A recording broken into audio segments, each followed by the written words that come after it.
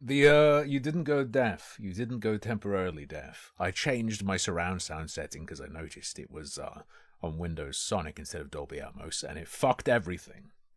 Probably should have known. It's fine. Twitchy pun, always have been. So once again, it's real hard to keep videos on YouTube.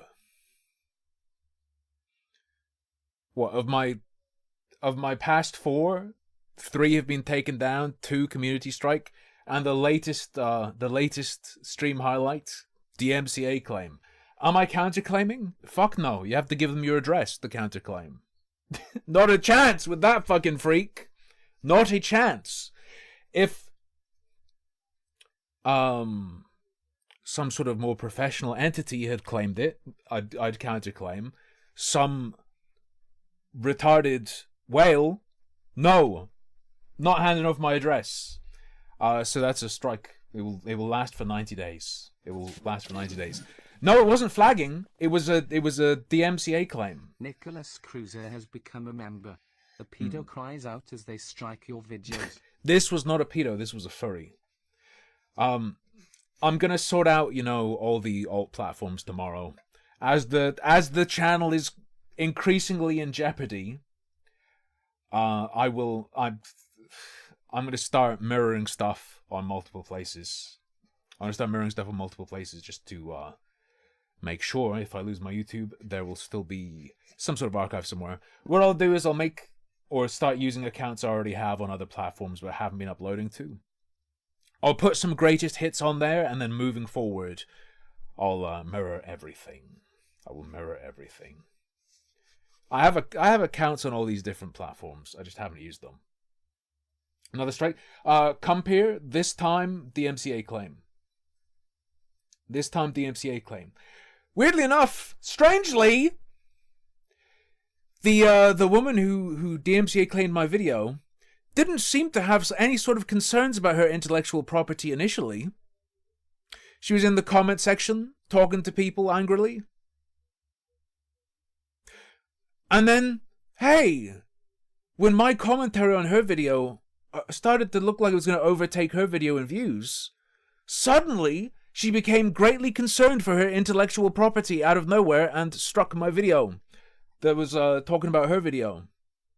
Strange how she suddenly cared at that point. Strange how when a lot of furries were like, oh, this is great, retarded furries saying, thanks for exposing her, even though we're just critiquing her video.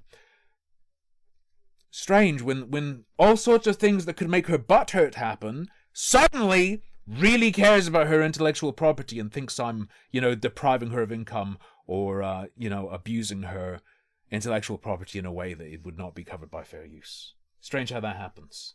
Strange. Is there a VOD for it? Probably somewhere, Grant McMillan. Probably somewhere. You better check your exoskeleton. Because if it's not the same as ours, we'll wreck your team. I think that's how it goes. Masterpiece. Masterpiece. I did not play all the way through Anonymous Agony. I did not play all the way through Anonymous Agony. No.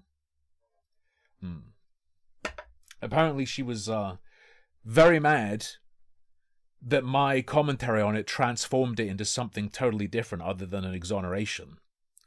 It was just too transformative. She needed it to go down. Oh, Everhood 2. Nah, if we play any games, it'll be the Bazaar, I think. It'll be the Bazaar. Food then gaming. I did eat at KFC today. They didn't have the double down, so I had my usual. What do you guys usually get at KFC? If KFC enjoyers, what do you get? I want to check something.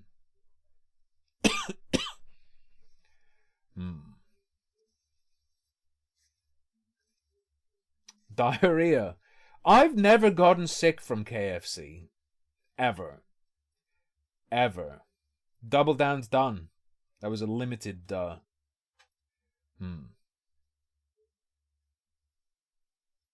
Nothing. Popeyes in the UK is not good. Two-piece drum and thigh. Chicken, fair enough. Popcorn, chicken, and gravy. The canned soupman, of course he gets popcorn chicken.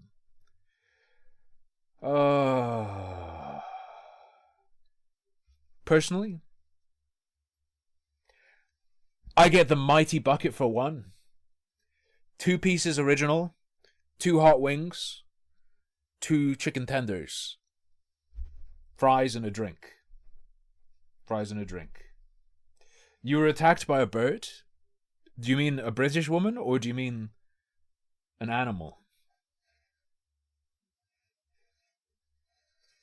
All the more reason to eat their brothers, I would suggest. There was one time where I just went to KFC and got 8 pieces of chicken and then brought it home and just sat at the kitchen table and then ate it and then regretted everything. I was craving it so bad. The free meal they gave you as a food poisoning apology gave you food poisoning. I think they're trying to send a message. I will say there was one time that I got a chicken burger from KFC, and the chicken was raw, and I just ate it anyway, and I didn't get sick. I think that speaks to the quality of the produce, personally.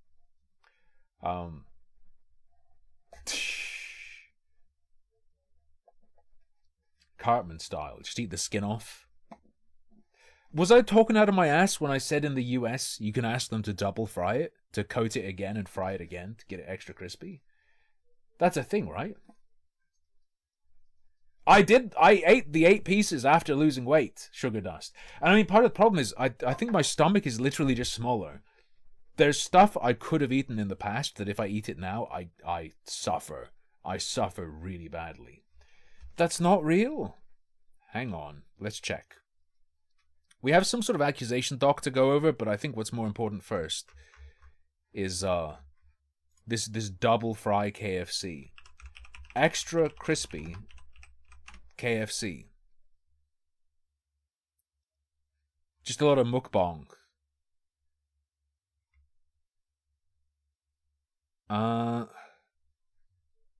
Okay. We're gonna look at this old man's beaver. Beaver bites. There's no sound. There's no sound whatsoever. Is there no sound on any video? Oh, it's mute. There's the mute. Okay. KFC extra crispy chicken is out. Got myself a 3-pack. Oh, he sounds Canadian though. And there's French on it, so he's absolutely Canadian. Everybody in town's talking about Popeyes. We're gonna give this a beaver bite. Is KFC making a comeback? Let's check this out. A comeback. Never went away, brother. Let's go in for a beaver bite. Looks like the hot wing coating. Except I'm pretty sure the hot wing coating is just panko breadcrumbs. That is pretty crispy. But the problem is it's not crispy because the one layer is crispier. It's crispy because there's more batter, man.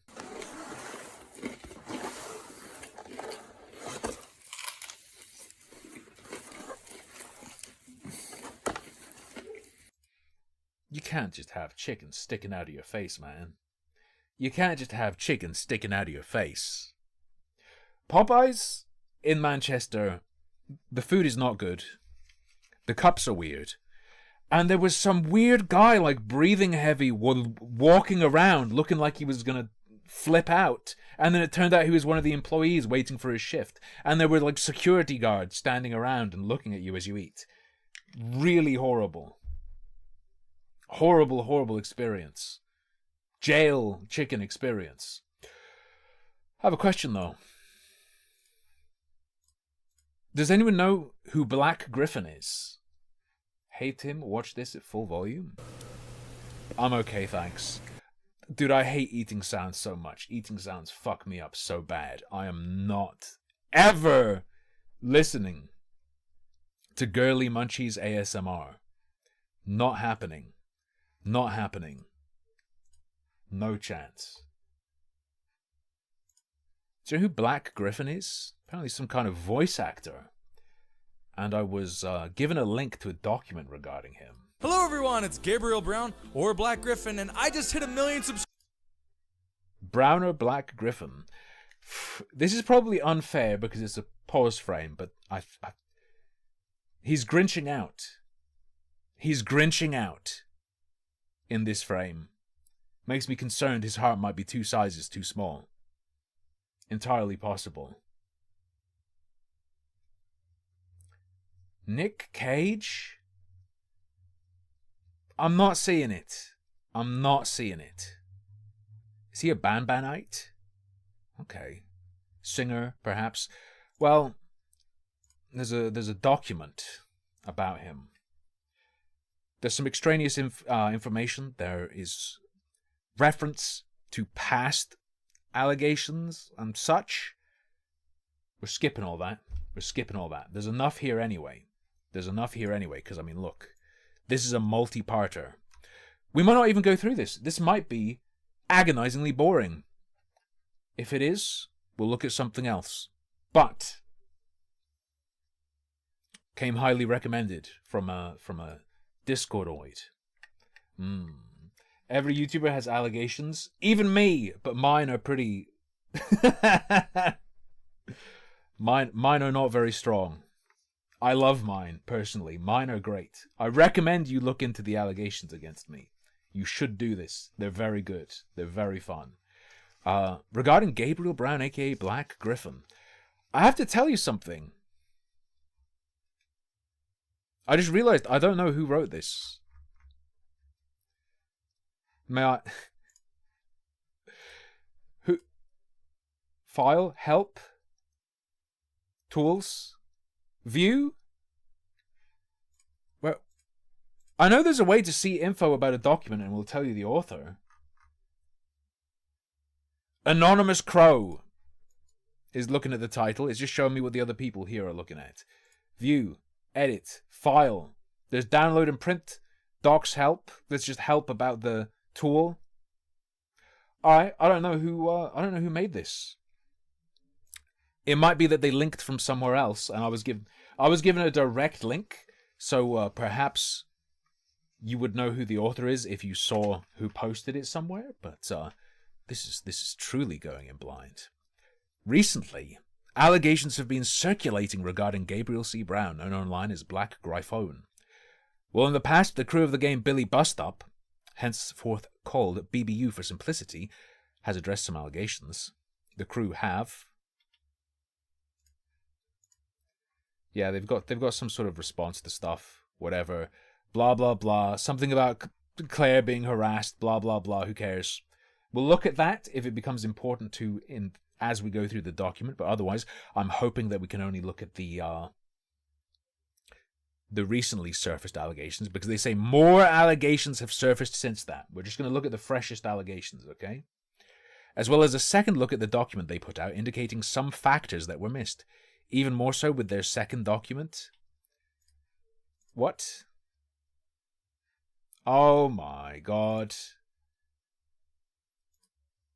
Trigger warning: topics of grooming, pedophilia, child sexual assault, child porn, suicidal intent, incest, and Nazi imagery.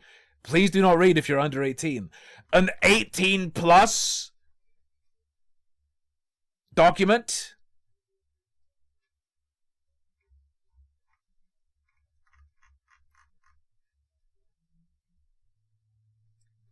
Subsection, quote unquote, sexual yoga? What is this? We might go back. Okay. Alright. Okay. This might be a buffet. We'll start looking at this. We'll look at other stuff if this whets my appetite. We'll look at the other things. I want to hear about this sexual yoga and Girl Scout cookies. Okay. Alright. A lot of confusion and worry has resulted over this. For understandable reasons. Not only is it harrowing in general to entertain the idea that someone you admire might be a predator, it doesn't help that the data is varied in both placement and nature. Did they get an AI to help them? No human writes like this. An AI would not spit out something like this, actually. Some factors aren't widespread. Some were made to look worse than they were. Some had context ignored, or unseen by accident, or brushed off as a joke to appear better than they were. All of which are spread across multiple sources from multiple websites over multiple years, and often just screenshots with no links. Archive everything, my friends. No matter your stance on the situation as a whole, I don't have one. I guess I'm coming in at a perfect time, because it's a nightmare to navigate and difficult to locate everything in a clear-cut format. That's what this document aims to achieve. This is for me. I'm a newbie to this individual and totally blind to the allegations. I'm sure this will be the perfect primer, and then we can sort of nibble on the scarce, sparse information in the other documents as a booster shot. This will be our first COVID jab. Then we got to get the boosters, collect them all. Hope you're not allergic to shellfish. I want to make it clear off the bat that I do not stand by the actions of other individuals against Gabriel Brown that are less than savory, to put it mildly. I haven't heard actions described as unsavory. This document initially started only with the intent to compile all the information out there in one place. Then, wanting to be thorough, more was searched for. More was searched for. More was sought. Just say more was sought. And more was found. This is pissing me off, man. I only implore... I hope he abused this person. I only implore you to look at the evidence independent of the source sharing it. That's not a good move. I implore you to ignore where this information comes from. Not a small request. Not a small request. Though, to be fair, I don't know who made this document, so I don't really have much of a choice. In the sections regarding potential evidence, there's very little commentary. Only the evidence as presented and links to each for transparency so you can view them yourself. Yeah, but is the evidence statements? If the evidence is statements, I think it matters who said it. If alleged predators are working on a project, especially one with a significantly younger fan base, it's paramount to look into for the safety of fans and associates. This document is not meant to directly accuse anyone. Only to present the evidence. The verdict from that evidence is up to you. This is horrendous, man. That said, there's something that's extremely important to reiterate before we continue. When some of this information surfaced previously, the BBU crew was harassed and insulted. The team leader was misgendered and sent death threats.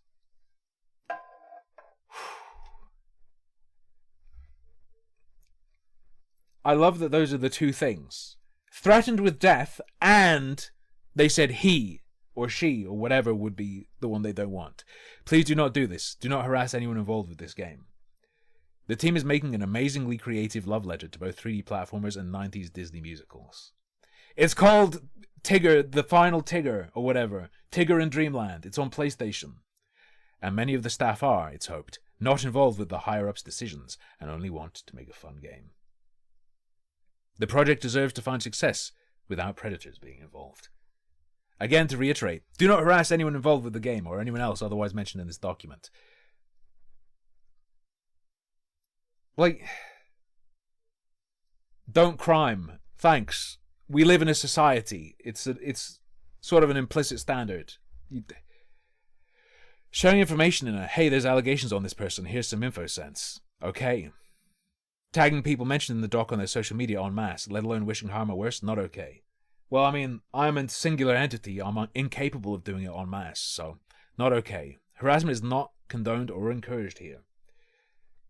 It doesn't matter. These disclaimers, they try to protect themselves with this, but it doesn't matter. With that, let's dive in. This no copyright intended. No copyright intended. Trigger warning. Mentions of grooming, abuse, sexual exploitation laws, but not sexual exploitation. Pedophilia courtesy of Shane Dawson. How is the intro page so good? Pedophilia is one thing, but when it's courtesy of Shane Dawson, watch out. Brief allusion to assault as a joke. Note, several links, particularly the BBU team's earlier responses in several YouTube videos, will be linked to in this document multiple times. This is to make it easier for readers to direct. We do live in a society, though. These disclaimers where it's like, please do not commit crimes as a result of reading this document. They're crimes. You shouldn't do them anyway. Just it's not up to you to enforce that, okay? Just don't do a crime in the process of producing and publishing your document, and you're cool. It's fine. If 1 million people see it, a few psychos are going to see it and might like eat someone's skin as a result of reading it. You just have to understand that can happen when you publish media. As long as you don't do something wrong in the procurement of the information, as long as you don't share something that is just endangers people and there's no public interest justification, as long as you don't do anything like that, you're cool. You don't need a boilerplate. Don't rape.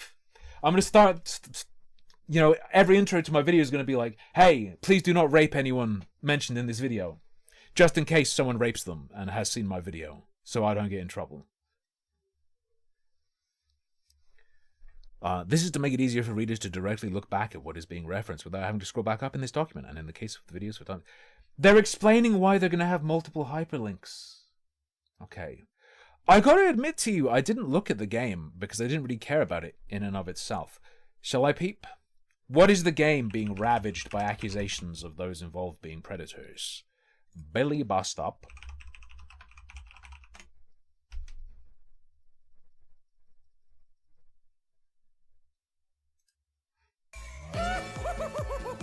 Now where do you think you're going? The party is this way! And trust me... Okay, so it's like a Crash Bandicoot 3 for people who like Hazbin Hotel. Is that about right?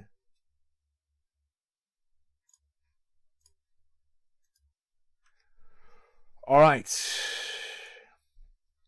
Destiny. I do not believe it is that Destiny, to be clear. It's important to start with Destiny's account, as it's not only the most recent accusation, but also one that could be considered one of the most singularly damning, if true. I love describing things as singularly anything. Very old school horror writer. But the rest of the writing, horrendous. The alleged victim shared her story on Twitter to the user BronyFandon't a year ago, asking to remain anonymous at the time as she feared being harassed. The incident reportedly occurred around 12 years ago, before Gabe met Claire. Right. You have... I am aware from doing... I did do a little bit of reading. I believe Claire is his wife or girlfriend. Current. But as a document intended to get people up to speed who don't know about it, put everything in one place, you can't just drop 12 years ago before Gabe met Claire. Who's Claire? People who aren't super familiar might not know who Claire is. People who are interested in the game and hear there's a predator and are like, oh god, who's this predator working on the game? They're not necessarily going to know everything about everyone involved, especially when that clip of the game we saw, 8 million views. You think everyone knows who Claire is? Fuck me.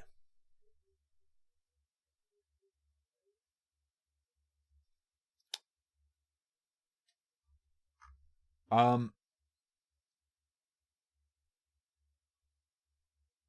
presume there's just a bit that isn't important cut off, top left. Silent about it for a while because at the end of the day I don't have the full evidence. That Twitter account was so long ago. I deleted it that day and probably don't even remember the username or password for it. But I hope people here don't share my story because I hope people here don't... Let me make a tweet. I hope you don't share it. Gee, oh God, I hope you don't share my tweet. Don't want to cause a mess. I feel like if I do it without any evidence, no one's going to believe me, and they're going to just harass me and tell me to shut the fuck up, but I need to say something. I'm tired.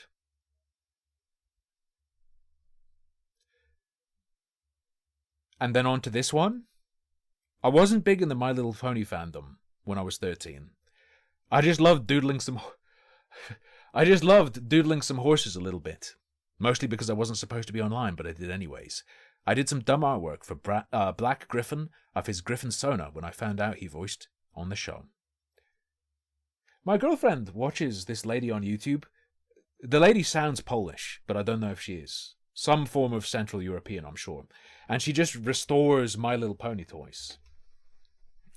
Just a little bit of side lore. I don't even have that artwork anymore. I threw it out because I didn't want to see it anymore.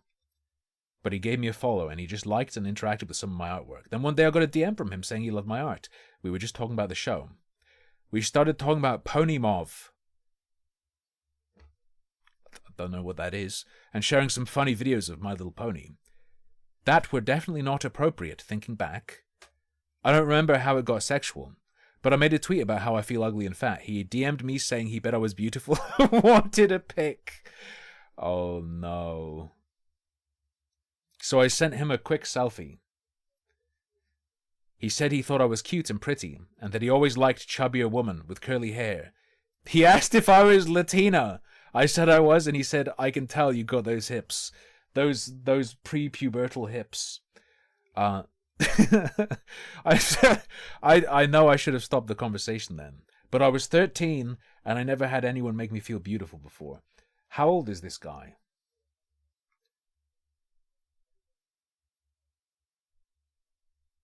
What are we talking here? Presumably at least 18. This is big pedo accusation. Let's go. And I never had anyone make me feel beautiful before, so I let him say those things, sent him a ooh blushes, dumb shit.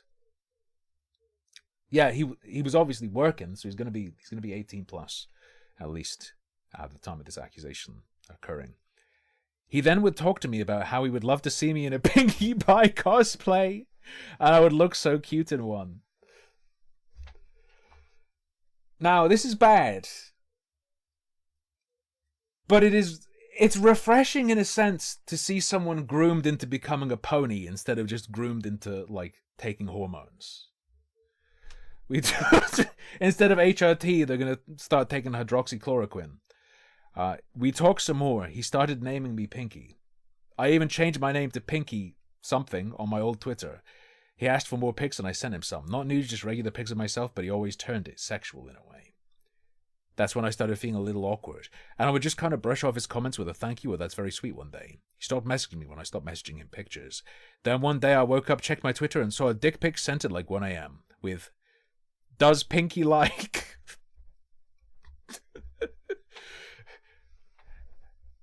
Pony want a carrot? I'm sorry. That's when I just straight up deleted my whole Twitter and decided I would never go on Twitter. I just stuck to my family and stuff. Child rescued. Ultimately. Get it. Does Pinky like? Thing is, I didn't know that was the same man who was singing for a character in a pilot I really liked later, and I became an adult. I still wasn't much online, I only got to make my own art account after COVID started. I was just so damn lonely and noticed that half the fandom was on Twitter the most. Also, my professor be a good way to gain access to the art community and network. Sorry, are uni professors telling people, go on Twitter, bro? I was new to fandom culture. When I had my first MLP Twitter, I didn't have a lot of followers or anything. So I didn't know until it clicked one day when I found him on Twitter again and I saw who he married. I felt disgusting. If he's attracted to that bitch, I must have been an ugly child. No. When people started accusing her of not being a real person, Destiny outed herself to share a little more, permitting the uncensored testimony to be posted as well. Okay, I've decided to come out and say that this was actually me who told this account what happened to me. I've been seeing a lot of people try to claim I'm not real and Brony Fandon't made a fake account. That is not true. I am indeed a real person and I was groomed by Gabriel Brown when I was 13. If your account's true, it sure does sound like it.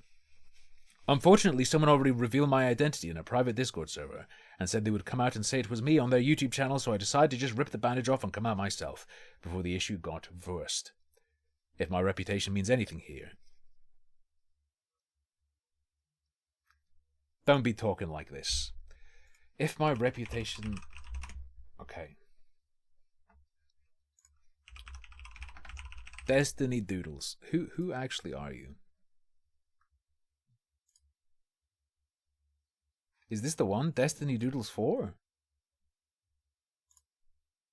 No, this isn't the one.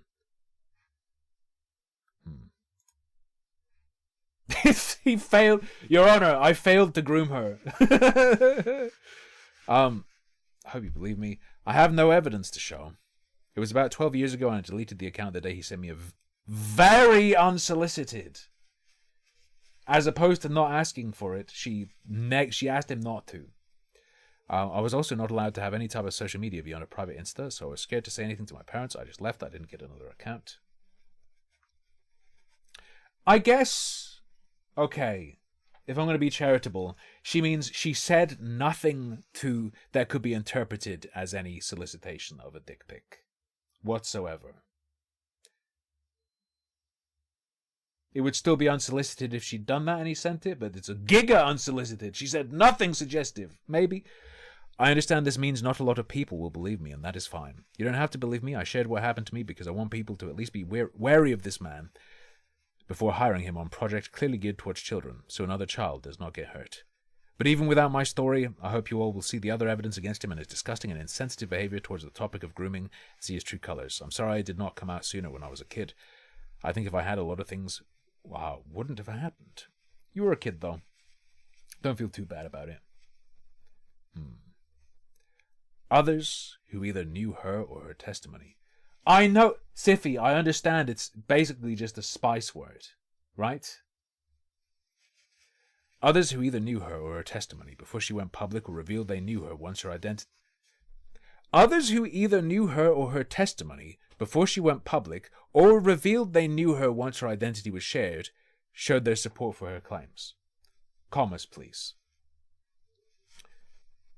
Lee Husk's actual wife says, some of y'all are pissing my TF off. Me, the fuck off.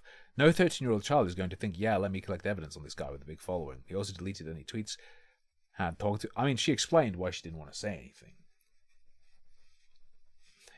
This is very triggering to me, says Sophie Scruggs, but this is more important than me. This info was brought to my attention prior to this account posting. I've looked into it and believe it to be true. What do you mean by looked into it? For the victim's privacy, I won't elaborate, but this is very alarming, / should be taken seriously.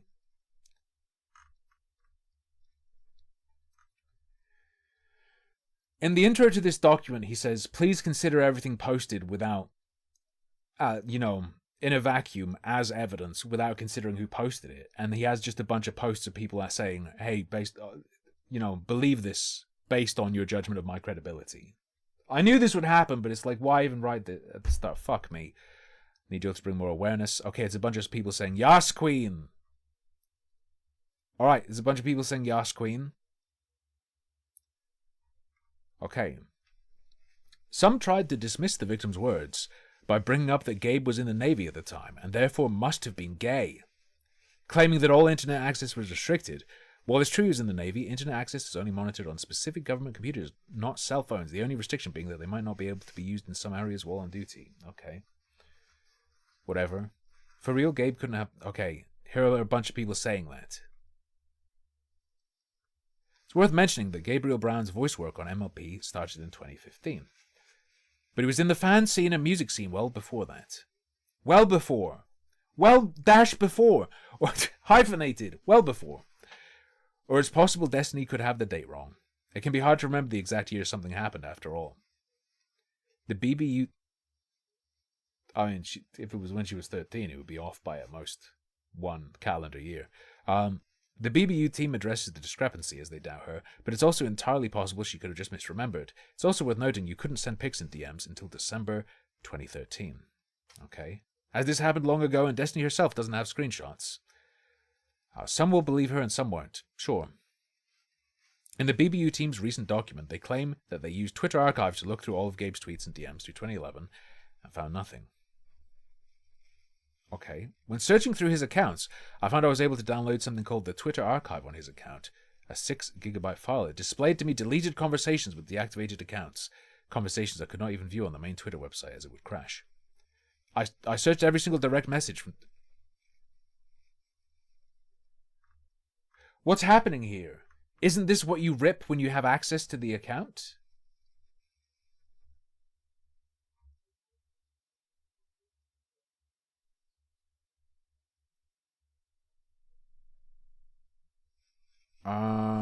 There was no record of a conversation with someone called Cutie Doodles or Pinky Doodles. Alright, what they failed to mention is that Twitter archives does not save deleted DMs at all, and any deleted tweets are purged after 14 days. Hold up, is this them quoting... Right, this is a picture. This is someone else's picture. This is not their text. Holy fuck. Okay.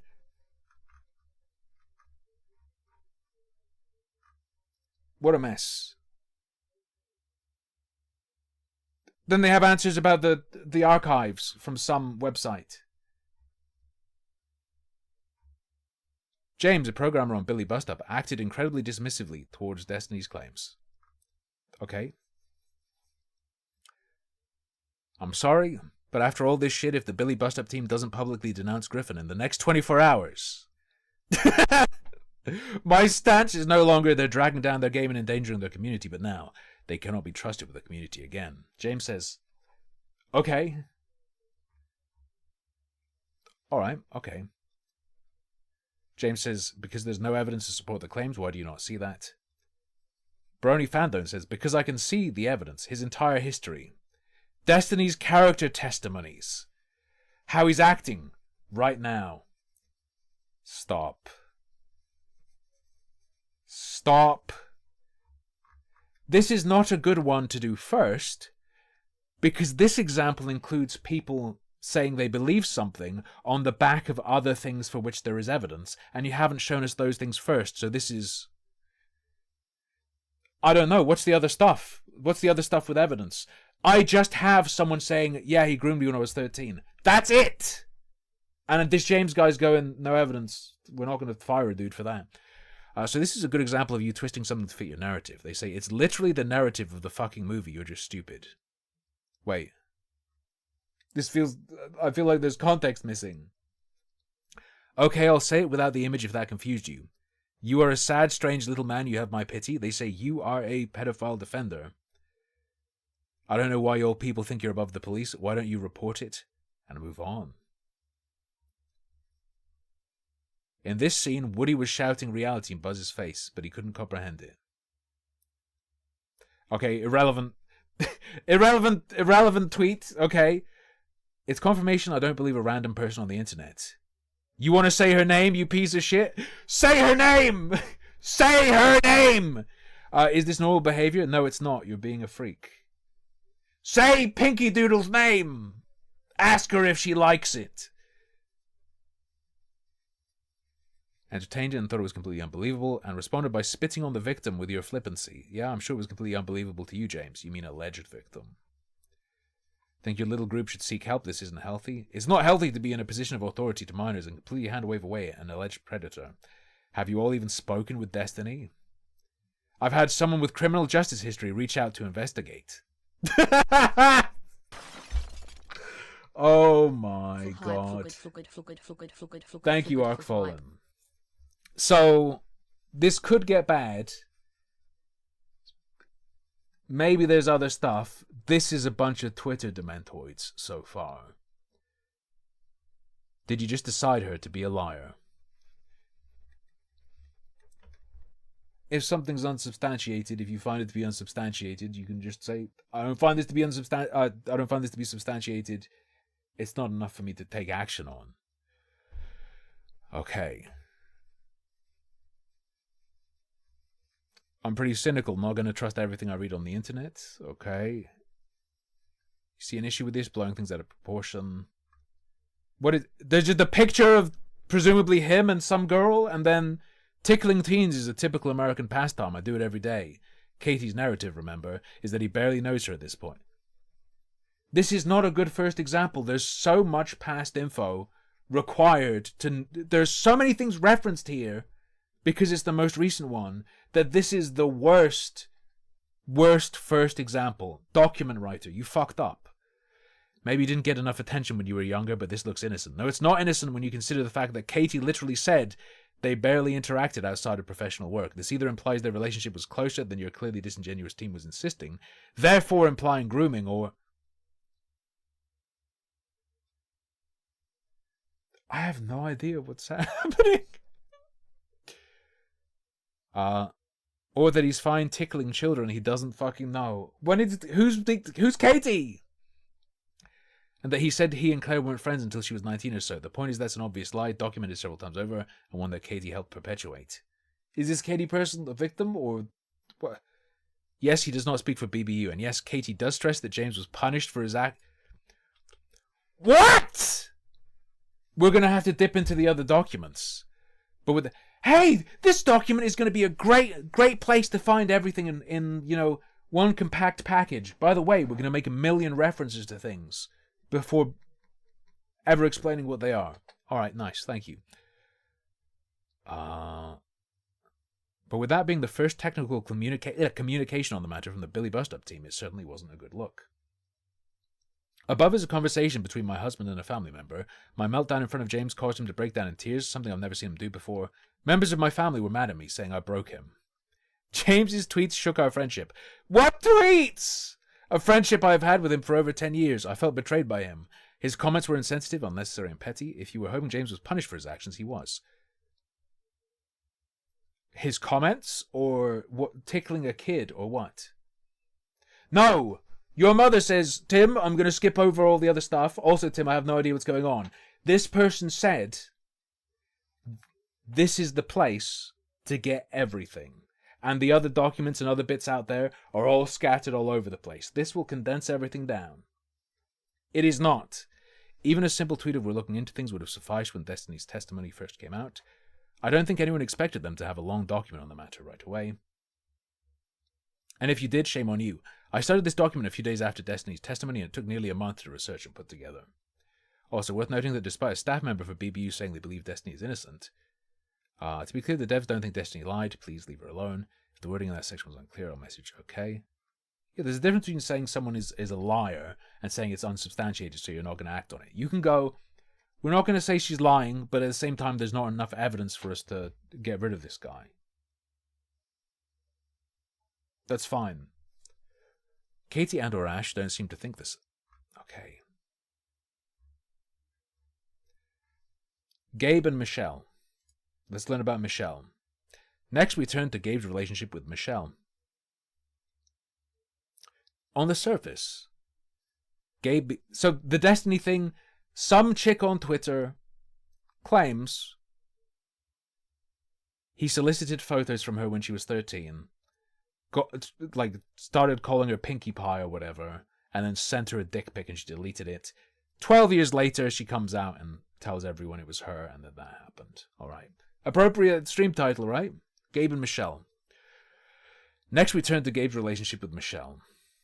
On the surface, Gabe being close to Michelle makes sense, as the two did have the same manager, Michelle's mother, and collaborated a lot as a result. This is mentioned in both the first doc and Michelle's testimony they linked to. The relevant sections from both highlighted below. Alright. I already knew that Michelle is on good terms with Gabriel, and that he shared the same manager as her, Michelle's mother. The reason Gabriel was around Michelle so much was because of this. They were under a signed contract as performance partners. This was well known back when they were working together. We can read her side and testimony there. If we go to that document and then do it, or use the link here. It's fine, it's fine. I want to hear what the accusation is. Maybe we'll have to look. So, to throw it way back.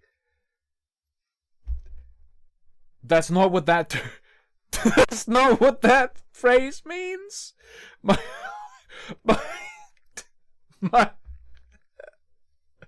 My mom reached out to Gabe years ago when he was still in the Navy and suggested we work together, as she would do all the time as a producer with plenty of different people over time.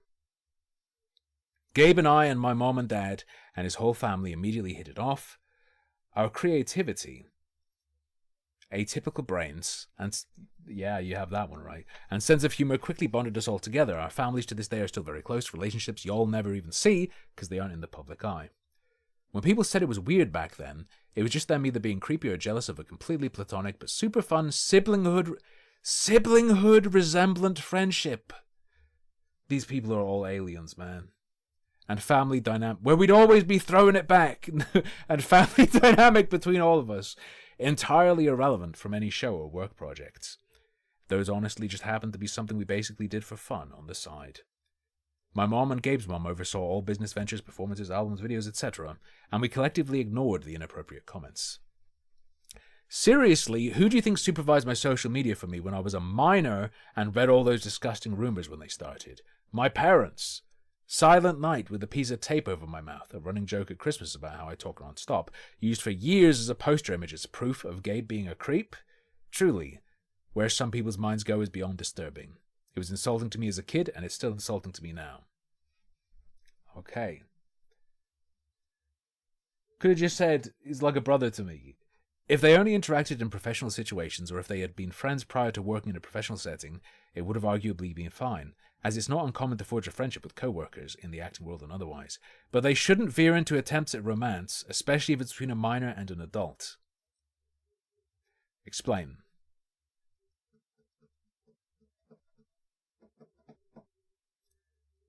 What isn't fine is Gabriel living at Michelle's house, as well as seeing no problem with the idea of dating Michelle when she's a minor.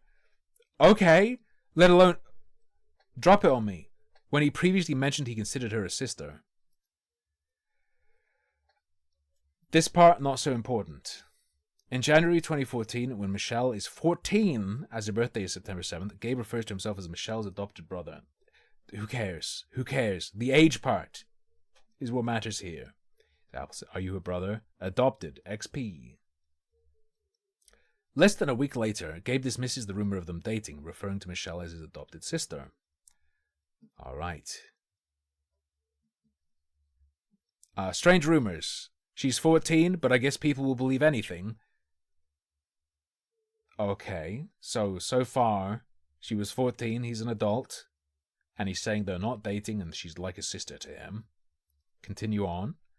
He first refers to the idea of them dating in the Halo 5 Collector's Edition unboxing video, posted November 1st, 2015, when Michelle was 16. Refers to the idea of them dating.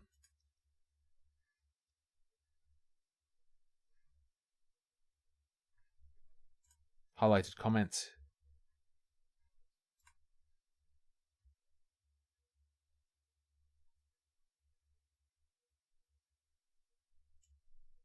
I met her when she was 13, actually, and my parents are 10 years apart. I'm not implying anything by that.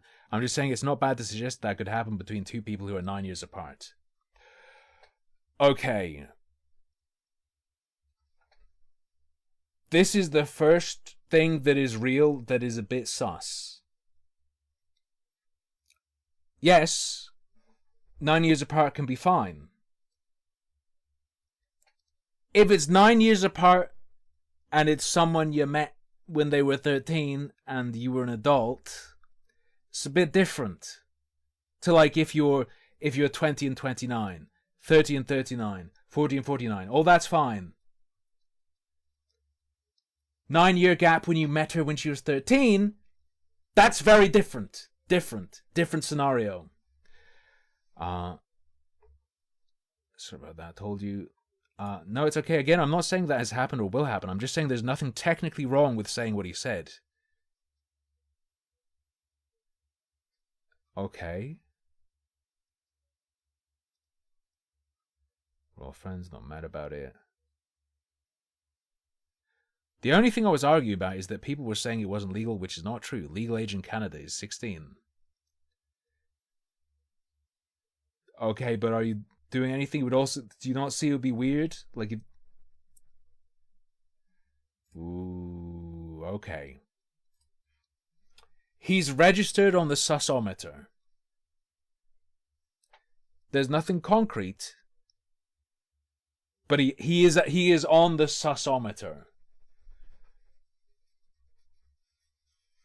Oh, I could have just scrolled down to see it. It's fine.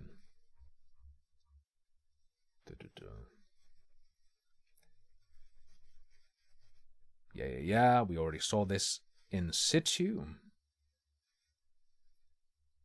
The video which the following 3 comments were on is unknown, but the comments are preserved here. Okay, but... yeah, we are the same age apart as my parents and her parents. Okay, mine are 17 apart. It's only weird right now. It's only weird right now. If they still feel the same way later on, I say go for it. Haha, my parents are 10 years apart. I don't hate you. When you meet the person at 13... maybe... okay. Let's put it this way. Let's say an 18-year-old meets a 13-year-old. They know each other for like some period of time. Let's say like a week or something. Or they meet one time. And then 20 years later, when one is 38 and one is 33, they end up dating. Okay. if you're someone who's an adult who's met a 13-year-old, consistently is interacting with them, and then once they hit 16, you're going to do stuff with them, that's weird as fuck. That's really weird, in my opinion. Was my Pink Gemini Husky video taken down? Yes, they hit me with the DMCA claim. They did a copyright takedown.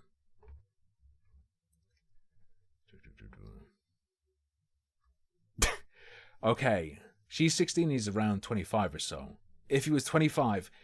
So when she was 13 and he was 22... Why not contest it? They ain't got money? Yeah, but if I contest it, they'll have my fucking address. The legal part and the court part isn't the concern.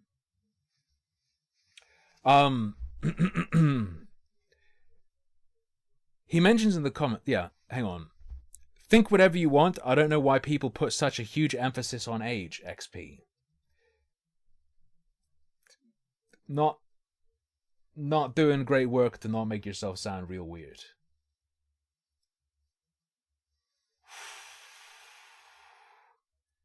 He mentions in the comments of Apple Bloom and Black Griffin play Halo 4, posted October 24th, 2015, that the two of them hang out almost every day, and it turns out Gabriel was actually living with Michelle for a time. How often do you hang out? Almost every day, unless I'm in America. Okay.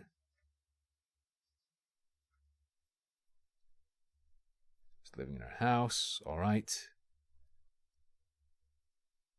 In a Twitter conversation where a former con attendee mentioned their interactions being strange and there being rumors of them dating when Michelle was a minor and that they lived together, Gabe says they didn't date but admits them living together. Okay.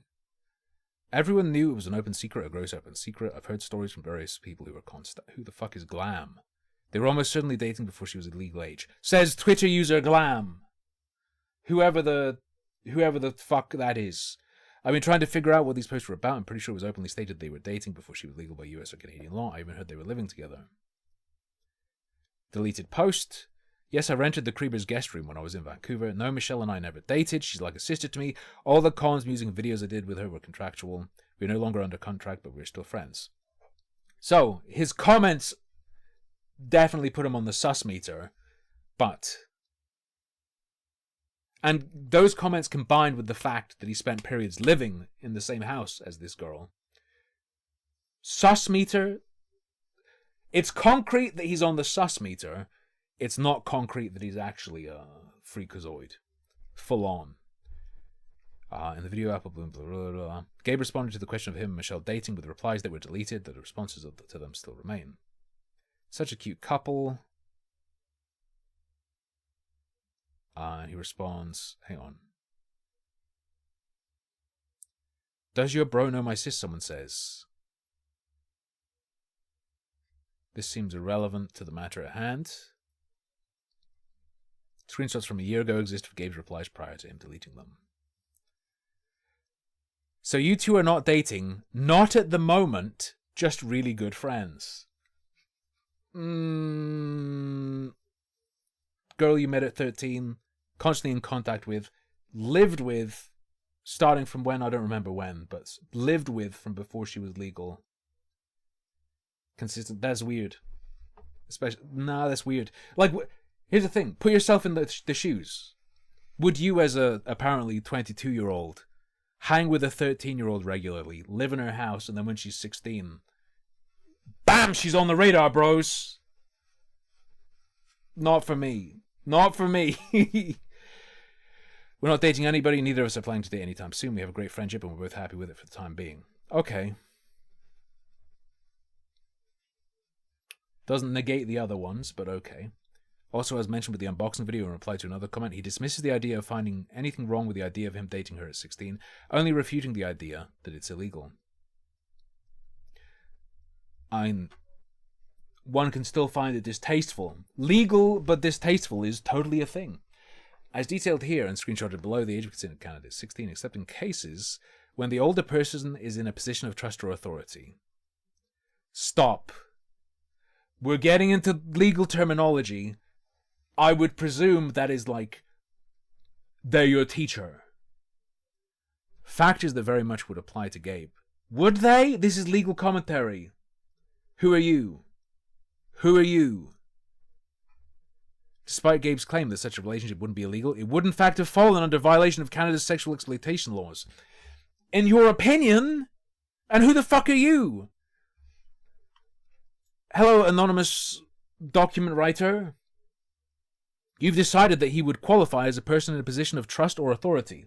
Hey, did you know if a 16-year-old trusts someone, they can't date them? No, this is gonna, I'm almost certain, apply to, like, teacher, some sort of caregiver. But again, this is Canadian law, and who is this? Therefore, being illegal. The age of consent to sexual activity is 16 years. In some cases, the age of consent is higher. For example, when there is a relationship of trust, authority, or dependency.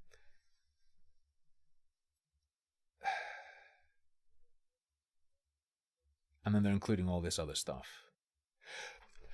Sexual exploitation! A 16 or 17-year-old cannot consent to sexual activity if their sexual partner is in a position of trust or authority towards them. For example, their teacher or coach. The young person is dependent on their sexual partner, for example, for carer support. The relationship between the young person and their sexual partner is exploitative.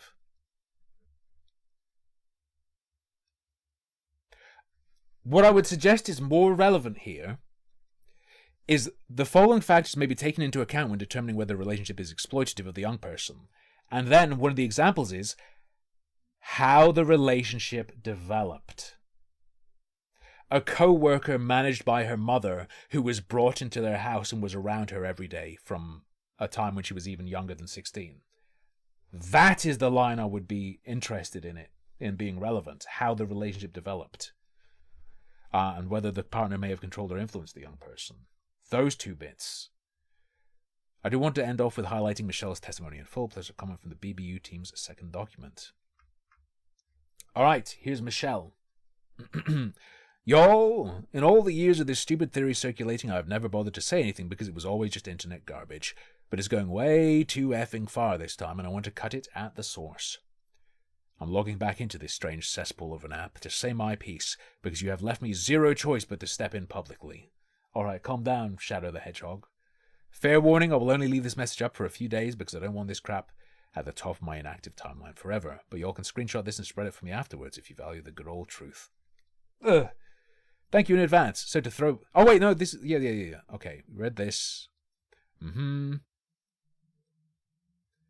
people said it was weird, it was just them either being creepy or jealous. The things Gabe said about her were weird. The way Gabe talked about her were weird, I'm sorry.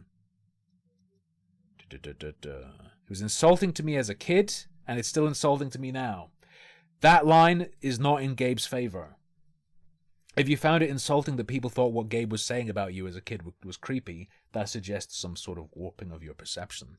But at the same time, I completely get it. We all want to make sure children are safe, and so many children that grow up in the industry Claire and I grew up in have not been safe or properly protected. Countless instances of kids being taken advantage of in unspeakable ways. Thankfully, we are creating a culture where bad people can't get away with stuff like that as easily. So please, for the sake of actual victims, let us not dare create make-believe ones.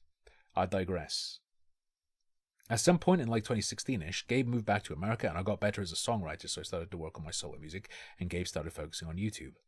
But even then, we still worked on stuff together publicly, and of course a ton behind the scenes, just not as frequently or as a joint brand. Okay, this is drama about them not talking. Fast forward to why I even have to address this. Let's start off by saying you'll have no idea what Claire has had to endure in the last several years unrelated to Gabe. I'm so proud of her, don't care. Claire has never in any way been duped into a loving relationship. She completely, fully kickstarted it herself at a legal age. So Claire is the current, yes? She texted him when he was back in Van for a work gig when she was an adult. How do I know that? With utmost certainty, we've been best friends since we were 7 years old. We talk almost every day. Okay. I feel that this implies a connection to Claire at a younger age via her then. If Gabe was close to Michelle from the time she was 13, and Michelle was close to Claire from the time they were both 7, I don't know. I feel like I'm gonna have to break out the red string, bro. And once again, Gabe wasn't even living in Canada at the time. Gabe and Claire were not close friends till she was an adult. Notice the qualifier, close. Everything before them was either for videos that our parents set up.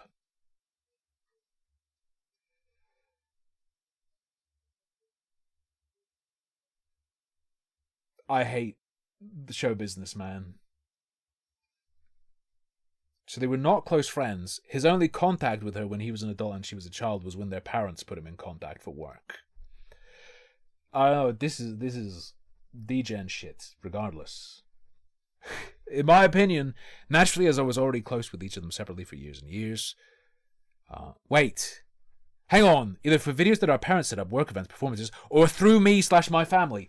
I retract the red string statement. She outright claims that she put him in contact with her when they were kids. Friendly encounters because they are outgoing, friendly people. If I thought Claire was in danger, I would take a bullet. Something can be weird or even wrong without it being like violent rape or something, okay? It could even just be distasteful. Not let her walk into the hands of a predator. I remember Gabe being concerned and extremely uncomfortable with navigating her initial advances because there had already been so much speculation about him and I in the past, which again was always disturbing for both of us and our families. And frankly, his brain, like mine, isn't programmed to think like that. He'd never been in a relationship of any kind before that part. It literally started with him just not wanting to hurt her feelings.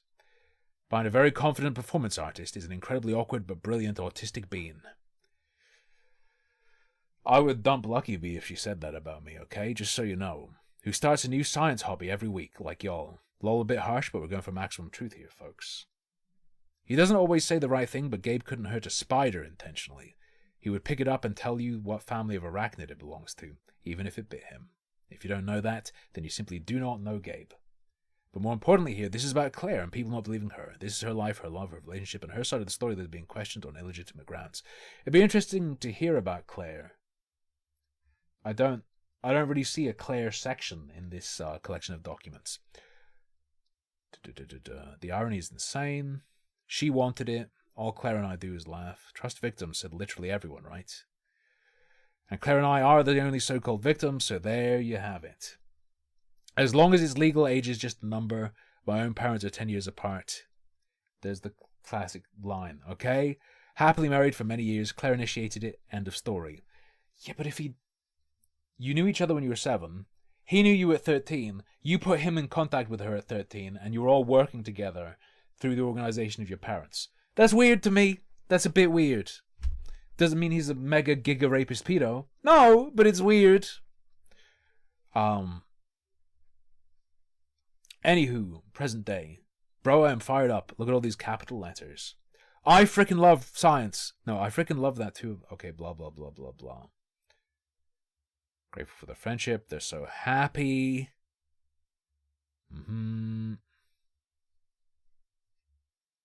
Hope you have pure intentions. This baseless speculation, it's not... There is a basis to it. It does have a basis, and that basis is outlined earlier in the letter, but whatever. As I'm sure you know, Michelle was present. She has first-hand experience of what happened between Gabe and Claire. She knows what happened, not the people who assume what happened in their relationship. Here's her testimony that she asked me to include. This whole narrative about Claire and I being groomed by Gabe has been debunked by both of us. Stop! We weren't groomed. My parents just moved him in to live with me from the time I was 13, and I put him in touch with my other little kid friends, and he ended up dating one. Stop. This makes it sound worse. Don't be the one saying this. There are people who claim I was groomed. Let me debunk that. I think everything that happens between us and everything that happened when I was 13 living with this guy who said these things about me is totally normal. Everything seems normal to me. Please. The fact that these people still label us as manipulated, immature, and unaware of our own circumstances is deeply disturbing. These people want this story to be true so badly. Why? Gabe has never taken advantage of either of us. Point blank period. We are not afraid to take the route of the law and the court because we have nothing to hide. These people have dug themselves into a hole of lies and have risked their reputation on false information. We are not scared of you. Okay.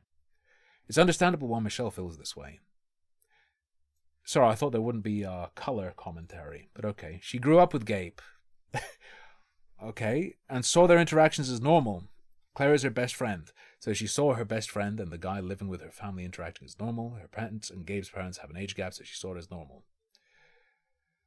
Or is, like, backing it with that. Here's the thing. Ultimately, even while it's weird, is it bad enough that any sort of intervention is required? No. And while many couples do have age gap relationships, they should start when both parties are adults. An age gap relationship between two people who met frequently when one was a minor is an entirely different manner. Yeah, it's weird. Well, these comments were in reply to the team's second response doc. Specifically, they make a point relevant to what Michelle is saying.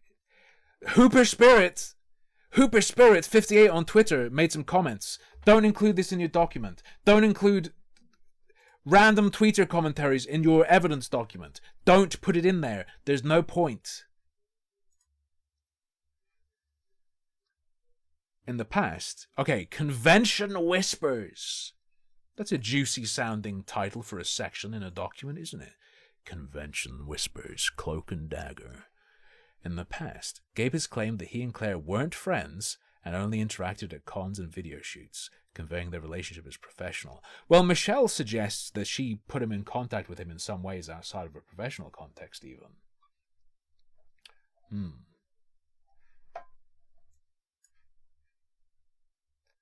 Why is my chat box all fucked up? Let me open my chat box again. It's not making a new line. It's doing no line breaks, so your comments are just going off the screen. Alright, same. I don't think it's appropriate for a man to have a friendship with a minor 10 years older than him, only to later marry her, Gabriel. Gabriel! Full first name pulled out. You gave her a sense of security as a child. Going too far.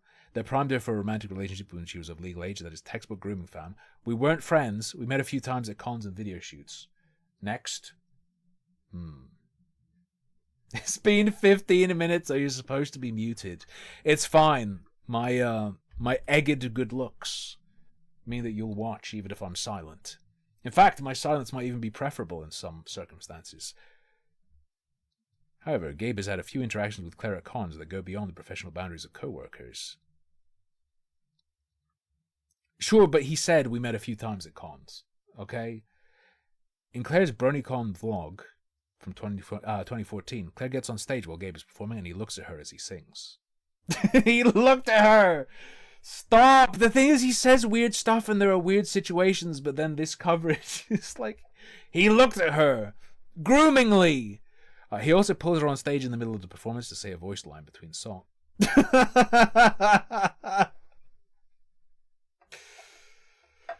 That's pretty good.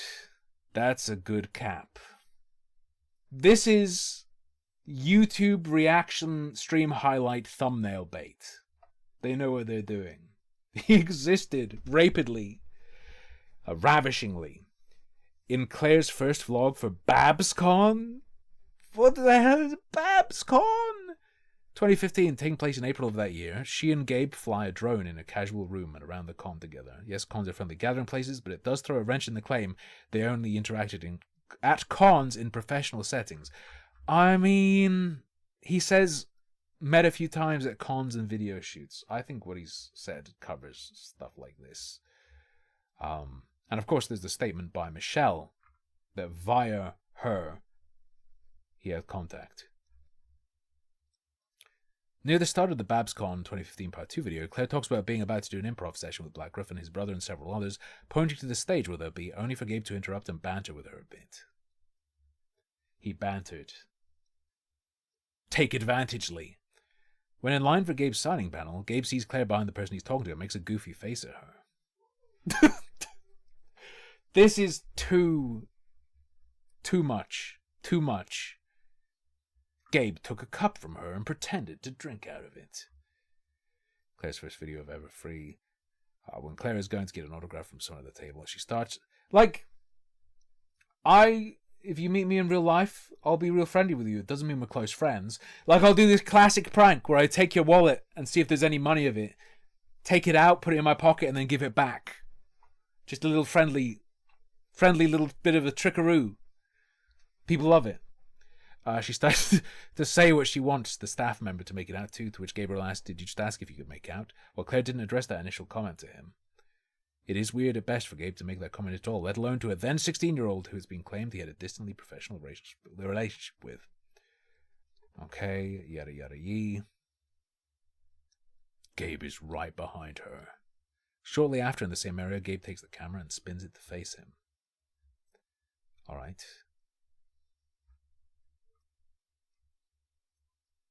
I'm on macro now because you're tiny. Okay. She pogs out at Gabe's voice very well.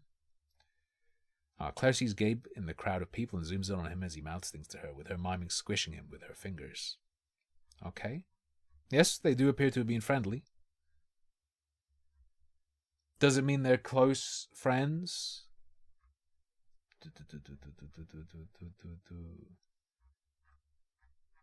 Alright, I get it. You convinced me they're friendly. They're friendly. I believe it. I believe they're friendly.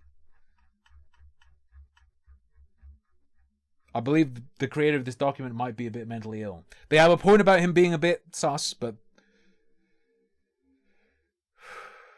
Sophie Scruggs is one of the official MLP comic artists for IDW, the intellectual dark web. Alright, you told us in the first page not to consider who's sharing info. Okay, Whispers. I'm going to tell you all something else too, she said in February 15th, 2025. There are whispers about Gabriel Brown's behavior a decade ago. I told my kid sister what he looked like and to avoid him at BronyCon. The shit people have DM'd me in the past few years, but won't say... there are a lot of people you should avoid at BronyCon. The shit people have DM'd me in the past few years, but won't say publicly, would make your toes curl. I'm done with saying nothing, and fuck every single grown-ass man who dogpiled me as a young woman for saying he was creepy. He'll had millions of followers, but worried about what some 3K following account said about him, that tells me all I need to know. Okay. Dementoid vibes.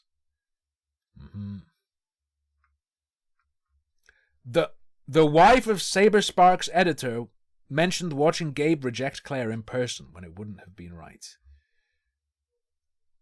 Okay.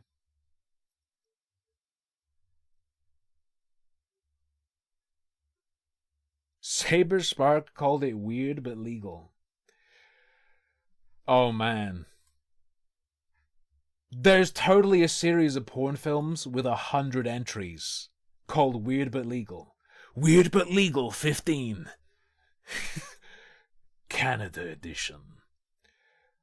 I also hope I've built a reputation of calling out BS when it exists, and I've been saying the same thing to anyone who will listen. I watched him reject her in person when it wouldn't have been right. I've spoken to them both and asked appropriate questions. They're okay. Alright. Saberspark's infamous tweet. I rarely get involved in these things, but if my reputation is worth anything at all, then I'll use it to say the following. It was all on the level. You're right, Claire had a crush on Gabe, but Gabe never reciprocated until she was around 20 or so. It's weird, but it was legal. Yeah, the thing is, it can be weird that he had such a relationship with them consistently from younger age and had connections with them from younger age. But once they're a fucking 20-year-old... what do you do? And if he's in a committed relationship, he's not going to collect any more 13-year-olds, okay? He already got one. He wins. He doesn't need another. As shown earlier, okay, unprofessional videos and comments. As shown earlier, there were various instances in which Michelle and Claire were very close with Gabriel in non-professional settings. There's more. One day, guys, they're going to drop the doc. In 50 years, when they're both geriatric, they're going to convince everyone that it's an unacceptable relationship. Going to break them apart in the nursing home. In the BBU doc, Katie and Ash cover the below image, referring to it as an Instagram picture that was during the day they were filming the Brones and Ponies documentary. I think this might be too demented for me. I was joking about me pulling out the red string. I believe they were friendly. I believe they were a bit more friendly than he would characterize it. Sure. The pedophilia courtesy of Shane Dawson is in a different document, I think. No, it was in this one. No, it was in this one. Okay, I ain't reading through all this. The Twitter timeline. Ah, okay. Back in June of 2024, Gabe claimed that he and Claire weren't friends until 4 years prior, when Claire was 20 or 21. Okay, that's interesting. I didn't take advantage of the professional dynamic. Claire and I became friends about 4 years ago. No. I don't believe this. She asked me out and I turned her down. Then she asked me out a few more times and I finally said yes. Turns out we have a lot in common and we really liked each other, so we got married at the end. I ain't buying it. I ain't buying it. Maybe you weren't super close friends. You were friends with her. Absolutely. Even skipping tons of this person's examples of interactions that suggest it. Very obviously. Thank you for the sub. Katie, the head of Billy Bus Dump, also claimed that Gabe and Claire had never met aside from filming one professional video years earlier, then meeting when Claire was 20 in real life. Okay, but that could be this Katie person just being wrong. It doesn't necessarily mean she's part of some sort of sickening cover-up. Along with the above com video and video action showing that to be untrue, what follows in this section is the instances on Twitter alone where Gabe and Claire show friendliness. Okay, I don't need to see it. I'm convinced he was friends with her when she was a kid. Holy fucking Christ. Alright, just a ton of interactions. Okay, I get you. That's fine.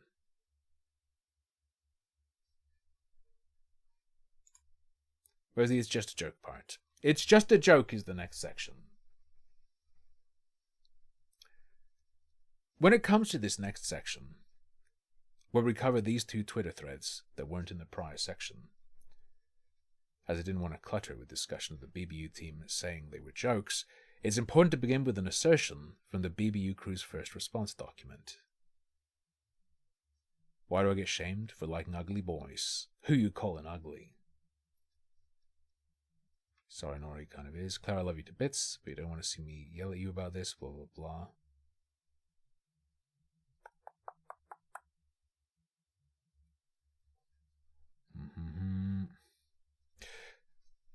I think the hurdle this person has really is they want to drop the G-bomb. They want to go full on. He's a groomer. What they've shown me has convinced me it's a bit weird. It's a bit sus. You have to show me that he did something beyond the being friends with them over that period. If we're going to drop a hard G on him, you have to show that he'd strategized to set this up to make this happen, blah, blah, blah, blah. We talk about the tags from Gabe, blah, blah, blah. You have to show me the rape. Yada, yada, yada, yada, yada, yada. I feel like I'm starting to burn out on this. I feel like they're losing me. We might have to jump to the big red text trigger warning document. Here we go. The pedophilia via Shane Dawson. It's time. This is what we deserve. Shane Dawson has been widely known to be pedophilic and a racist his entire career. He has?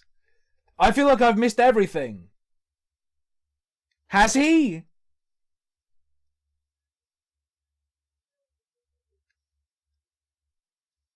This video highlights it about 15 minutes in, covering a thread involving Shane's pedophilia. I'm okay.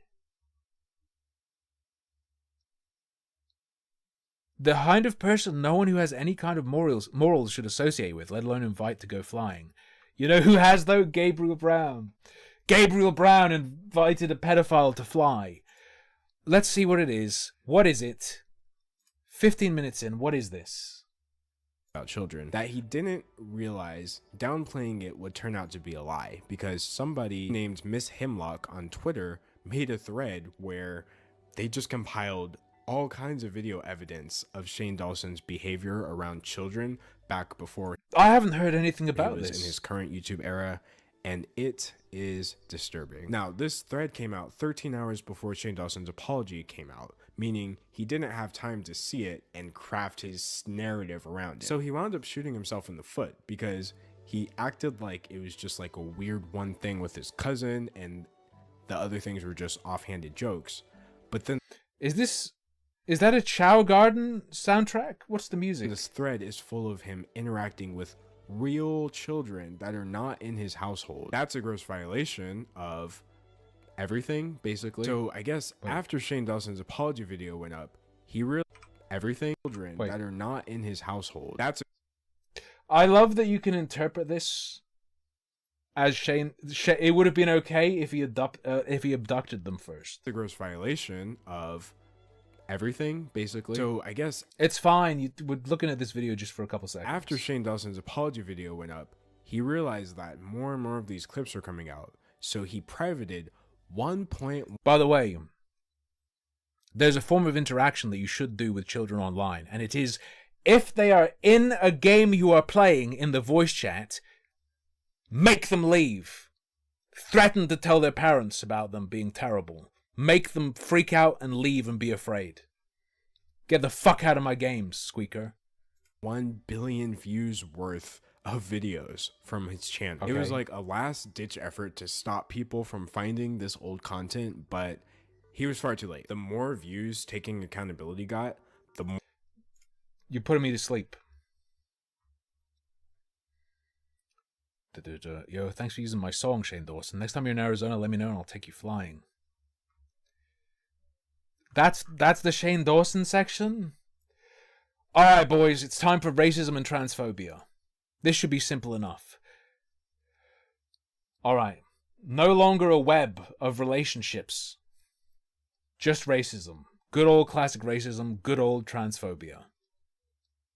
Gabriel's racism and transphobia are often ignored or swept under the rug, but as they often are included... But as they often are including by the I would put a comma there, including by the BBU team, a team for a game that prides itself on LGBT inclusion, both on staff and with the characters themselves. Regretfully, unlike the rest of the document, only one point has an outright link available. But, being thorough is the aim, so it's here. In the Bronies React Generation 3 video, each of the participants dress up in various costumes. Michelle and Gabriel dress up as 80s divas, but the stereotypical names and accents they use are quite questionable.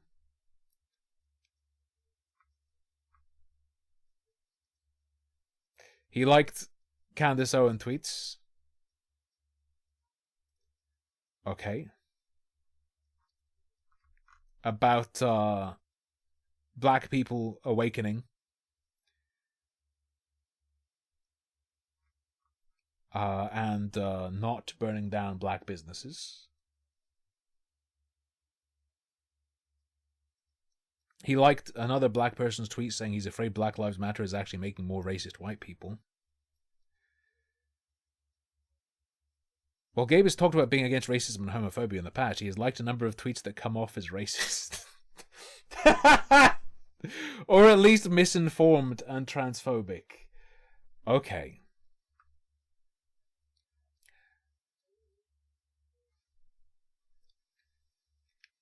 I would suggest the problem with anything Candace Owensy is you could say she's fucking grifting. This isn't real. This is a manipulation. The content of the tweet itself, I think is quite hard to argue it's racist. However, it's more a case of being potentially disingenuous. It's that Zuby guy. Okay.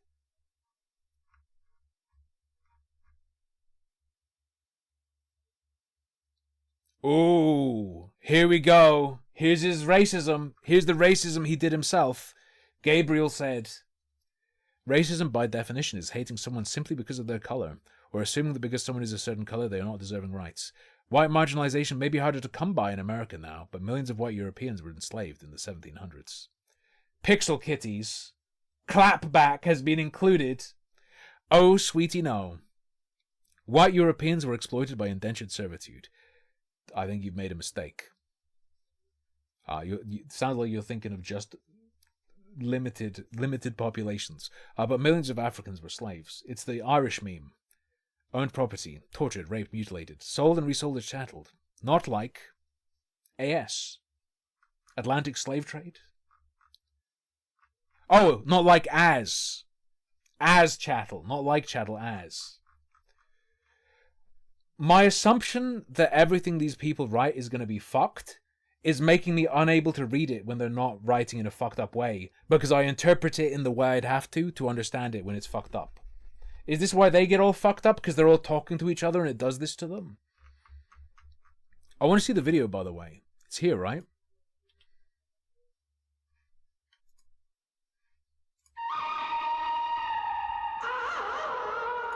I would have thought even just that first clip could have gotten them. Oh no, this is like a forest. You gotta trim this forest. It's like you gotta treat it like a living thing. You know what Seriously, I'm saying? if you don't constantly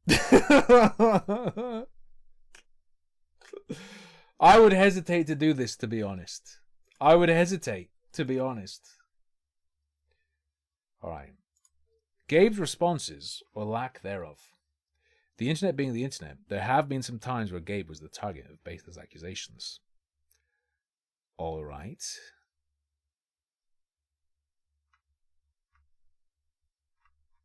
Whatever. Boring.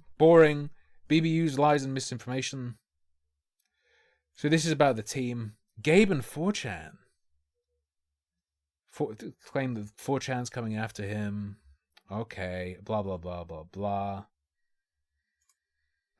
Asexuals can't be groomers.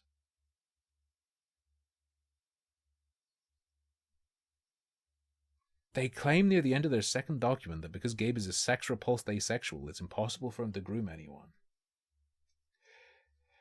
If someone claims that about themselves, I immediately become suspicious. Because it's like, once you establish that about yourself, you have an incredible shield against any accusation. Once that's accepted and respected. Okay.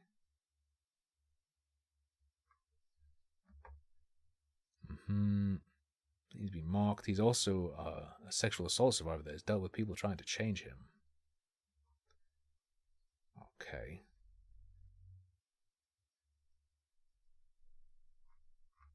Blah, blah, blah, blah, blah. Alright, let's check out this other document real quick. We have some kind of primer, I guess.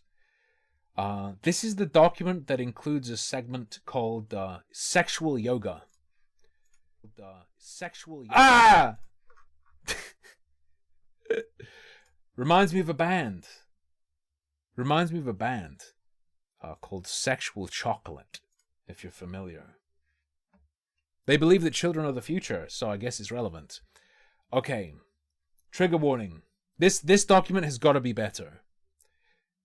This is the final statement document. Trigger warning. Topics of grooming, pedophilia, child sexual assault, child porn, suicidal intent, incest and Nazi imagery. Please do not read if you are below 18. If you are a minor, please do not defend us. Or get involved. We will handle this. We will stand strong. Something's wrong with what you're doing if this disclaimer is in any way necessary or has any real function. If this disclaimer has any sort of function, something is already horribly, horribly wrong. But you must not put yourself at risk for us. We will be okay. This document addresses the recent allegations against us and Gabriel Brown. I will be censoring names where possible. Please do not harass anyone mentioned in this document. For the past 10 years, Gabriel Brown has been the target of a coordinated harassment campaign led by a group of individuals who have used... This is the team's statement, I believe. Their second/final statement. Used 4chan as a base. The classic anti-Gamergate strat. They're using the image board as a base. Therefore, anything they say is not real. And even if it is, it's tainted by coming from 4chan. My advice: if you've ever done anything wrong, before anyone else can talk about it, post it on Kiwi Farms yourself And then anyone who tries to bring to light what you've done can be struck down as, you're just Kiwi farmer. You got that from Kiwi Farms. You can't say that. You're not allowed to acknowledge it. It was on Kiwi Farms. The ultimate strat. The ultimate strat. Twist narratives and fuel targeted attacks. This is not just about one person. Brony found out is just one of many who are actively involved in this campaign. This group, which includes Sophie Scruggs, has worked together to sustain these attacks. Blah, blah, blah. Please read everything. Context matters, so on and so forth. Oh, baby. Okay, let's go. What this document will cover, and this is regarding the BBU team, the people making the game, addressing the false claim that we kept the pedophile in our Discord for money.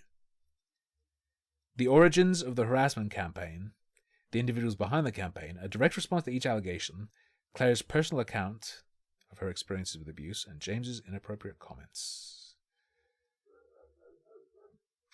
Please, we are being harassed by Wootmaster and Bonk6.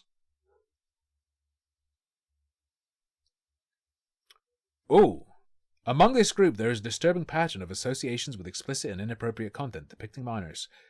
Wootmaster is known for creating large amounts of extreme, violent, and explicit and sexual artworks involving minors, including gore-themed material. Well, they're safe on that claim, because I ain't gonna go check it. Bonk6 has commissioned an explicit piece depicting Noel from Deltarune from an artist who often draws CP. Despite being aware of Wootmaster's work, Bonk6 frequently defends him. Publicly arguing drawn CP does not involve real kids, okay, and should be considered acceptable. Purple Tinker left social media in 2023. This is... Are you ready for hell, by the way? People generating realistic looking but not real abuse images using AI that was never actually trained on children. And then all the fucking... There's no kid involved, so it's fine. You ready for that? You fucking ready for that? Welcome to hell. Welcome to die. Anyway, this raises serious ethical concerns about the people involved in this harassment campaign. If there is a harassment campaign, like, it's enough that there's a harassment campaign. Alright? Here we go. Apparently, one of the allegations against them is that if you are a pedophile, you can give them $100 and they'll let you hang out.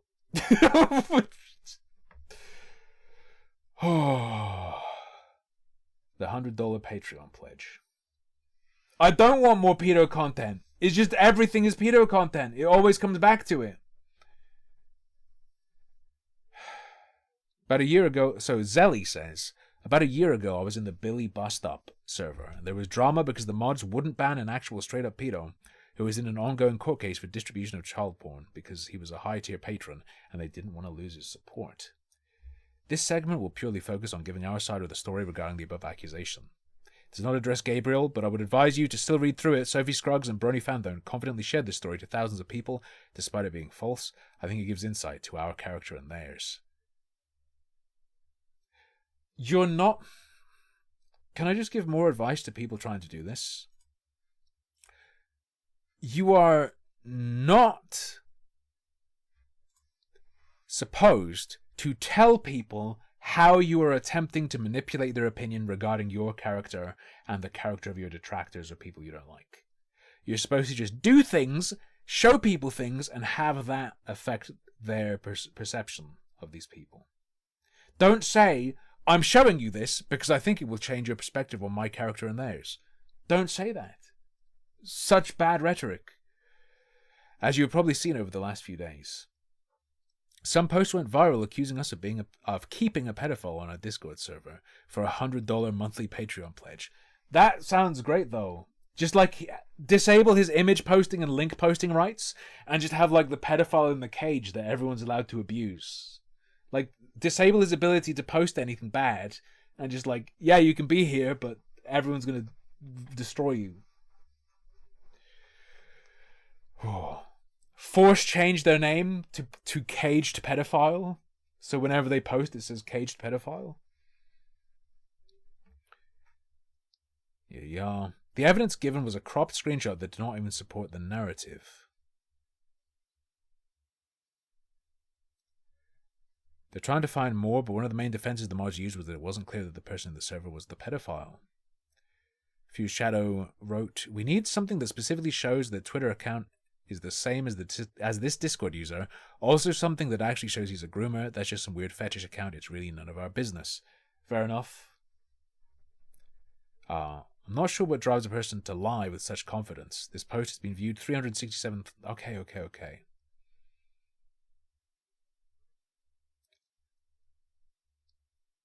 Hi, buddy. Being the victim in question, the mod team handled this horribly. Here's my review as the raped.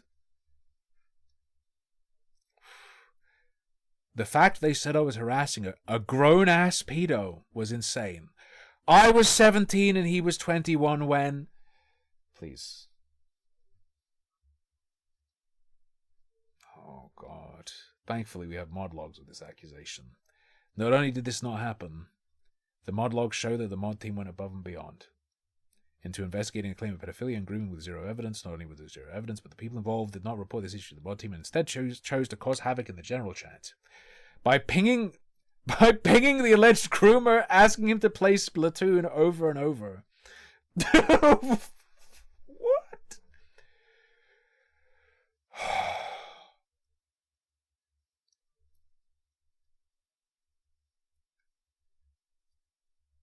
The situation had the moderators baffled. If this person is accused of grooming, why would they not contact us immediately? It's irresponsible and dangerous to leave it unreported. At this point, we knew nothing.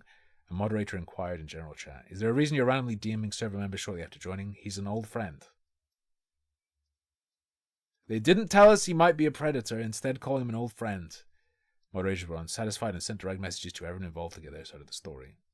This is why I hate communities, man. I just want you to know, if you guys start doing anything like this, I'm just going to ban everyone involved. Just... If there's like a bunch of people going, this guy's a pedophile, it's like, okay, maybe, ban him and ban all of you. Go away. We specified in our messages that although we avoid allowing external drama in the server, we want to make sure everyone was safe, blah, blah, blah. No mention of Patreon support.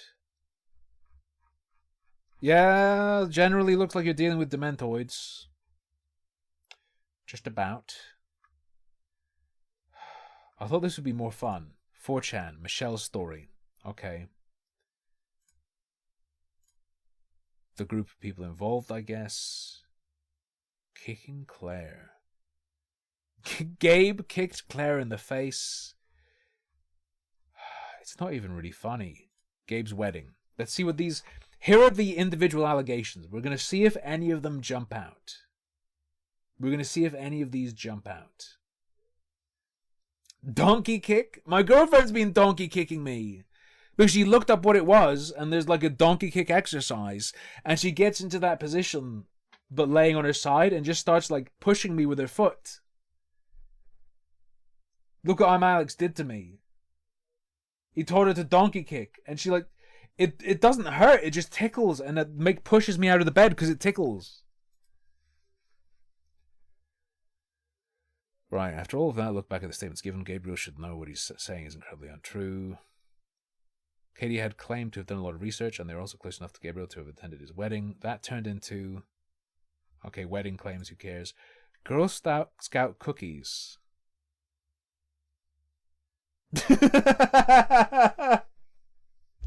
He destroyed the brain of Brony Fandart. In the midst of grooming allegations that Gabriel Brown / Black Griffin is actively ignoring, he's going out and hanging out with Girl Scouts. I feel like I'm going insane. Ah! Oh. Okay. Claim we're deleting tweets, blocking people, alright. Banning people. Let's do sexual yoga. We brought up the aerobics video Gabriel Brown aka Black Griffin, 24 at the time, had with the then 14-year-old Pony VAs. However, the video has been long deleted. A screenshot has been found. Important note, the logo in the corner was not in the video but added by another. Okay, look. I feel like you don't want to be in a video looking at 14-year-olds spreading at you. I feel like that's just generally for someone in a media career. not an image you want to exist. The source he used was taken straight from 4chan itself. That's your response. See the Brazzers logo, which was clearly added maliciously. I'm pretty sure it was added to be funny. I'm pretty sure it was added because it's funny. No doubts to fuel their own abhorrent sexual desires.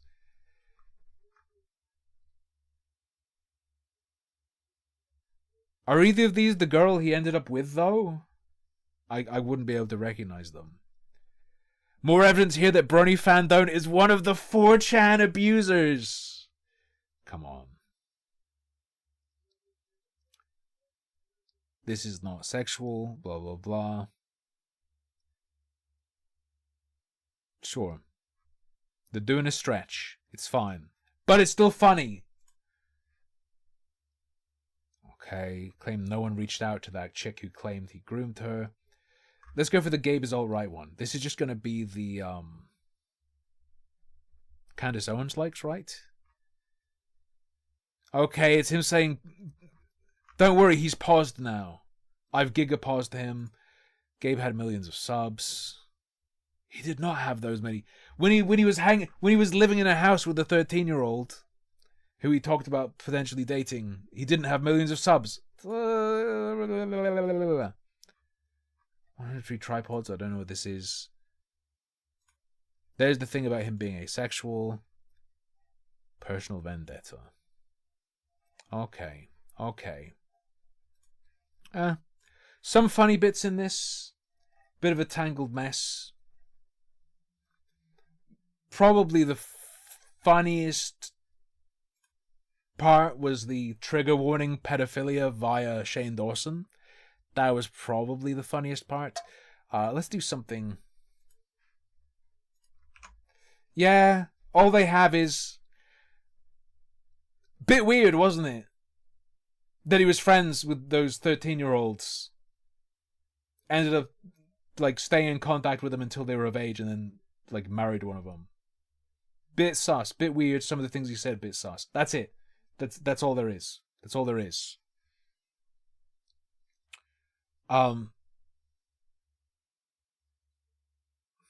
You can't tempt me with the bizarre, okay? We have fatoids. By the way, no more stream highlights on YouTube for 3 months. There'll probably be less videos, and they'll just be scripted videos because I have 2 community strikes, and I have one copyright strike. I got a copyright strike from that furry. So I'm not going to use anyone else's stuff in any way for 3 months in highlight videos. So I'll do it on stream and maybe save them up for after the strike's gone, but yeah.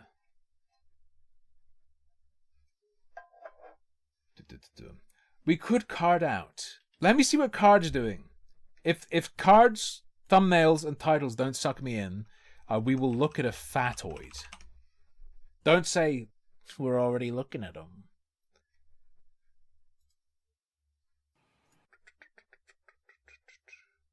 What happens if you don't vote in Australia? Davon. All modern anti-Semitism is just jealousy. I am not in the mood to put that on this stream currently.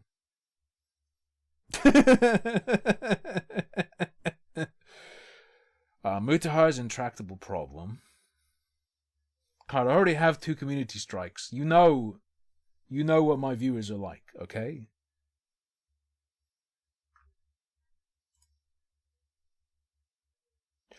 I saw the Card President Sunday drama.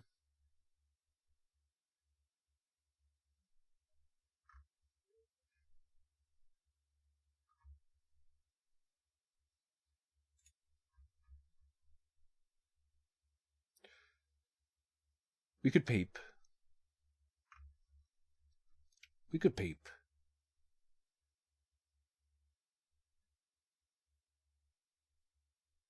Oh, okay. Card is dropping takes that I dropped in like 2016, 2017, 2018. Card, people don't like this. This is true as fuck, and is in fact what I am doing now. But people don't like hearing this. People really hate hearing this. I haven't read the whole post yet. Maybe Card says something that I will find absolutely disagreeable. But from a quick skim, people don't like this. So I believe President Sunday's channel got demonetized for some ridiculous reason. And Card posting made a community post commenting on it. At President Sunday just announced that his channel has been unexpectedly demonetized. He has my condolences, especially if he can't appeal it or have it overturned. Yeah, it sucks. But, at the risk of sounding like a bad guy, this doesn't sound like something the rest of us should really care about.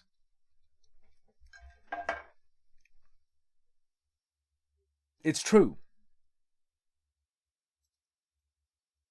Particularly if you mean on like a moral obligation sort of level. Turning it into like a crusade or something. If I get fucked on YouTube and I can't do anything about it, and I want to continue doing stuff online, it's really all on me to do stuff that will make you guys want to help me out there. We'll see where Card goes with this. We'll see where Card goes with this. Just on the face of it, he's still got 21.5k loyal fans. If we're going with sub numbers, maybe not. I certainly don't have 38k fans. He's still got Patreon for now. Still got plenty of other platforms he can stream on or upload to, and surely he can still take independent donations through PayPal or similar. By the way, given the increased jeopardy my channel's in, I will be finally, as I know many of you have asked me to, utilizing alternate platforms to back up everything consistently. What I'm going to do is I'm going to take some like greatest hits videos, put them on the other channels, and from now on back up anything I upload consistently.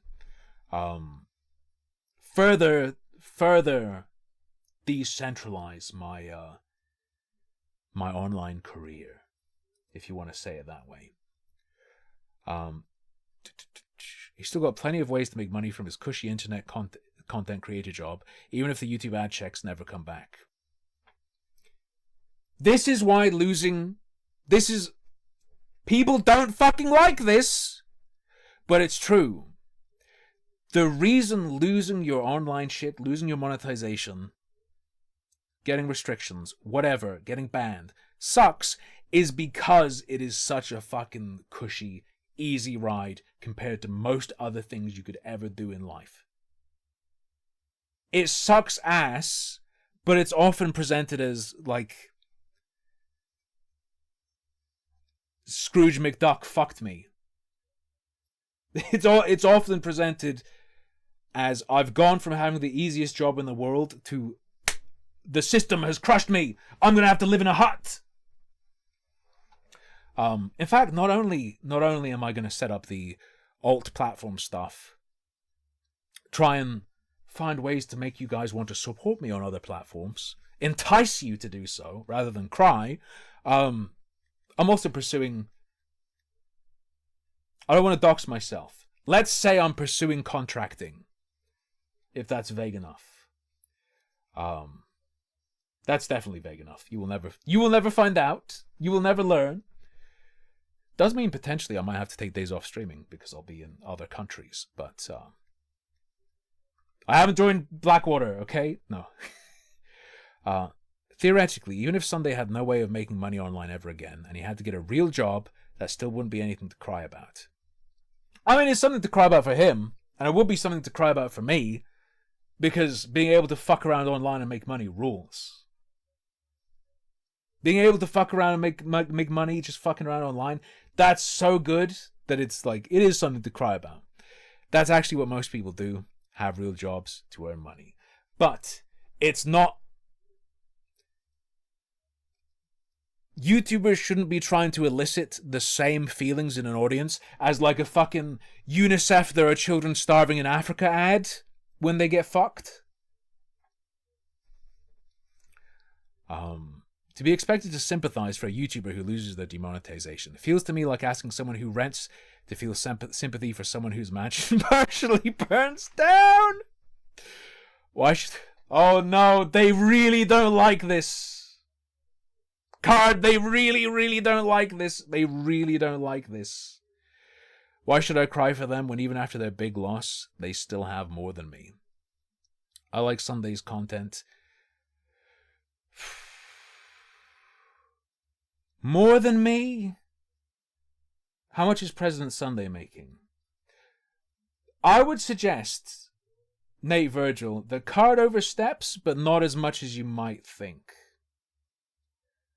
I think even if you're making less than minimum wage, if you're doing it and pulling it off fucking around online, that crushes stacking shelves. That absolutely obliterates any sort of menial labor. I like Sunday's content, and he seemed like a talented and nice enough guy from what we see of him, but with all due respect, I would have to recommend Sunday either call it quits on online content here, feeling a sense of gratitude for the fun he's had and the money he's made up until this point, and he can thank his audience for sticking with him this far and possibly seek out a similarly cushy white-collar job in the real world with his qualifications. Or he can keep doing YouTube and or other online platforms, but do so for the love of making content, not out of the expectation that someone should be paid a full salary for making videos. This is wrong. This is wrong. This is incorrect. Because my take, my perspective, you need an entrepreneurial spirit. You have to just be like, I am going to make this fucking work. I am going to do this. It can't be, you cannot have any sense of entitlement undermining your grind. Your sense of grind of what you need to do. If that makes any sense whatsoever. You cannot, if you want to pursue it, you have to go after it like a rabid dog. It can't be like, this is unfair, help me. To be fair, I don't know if President Sunday is doing that.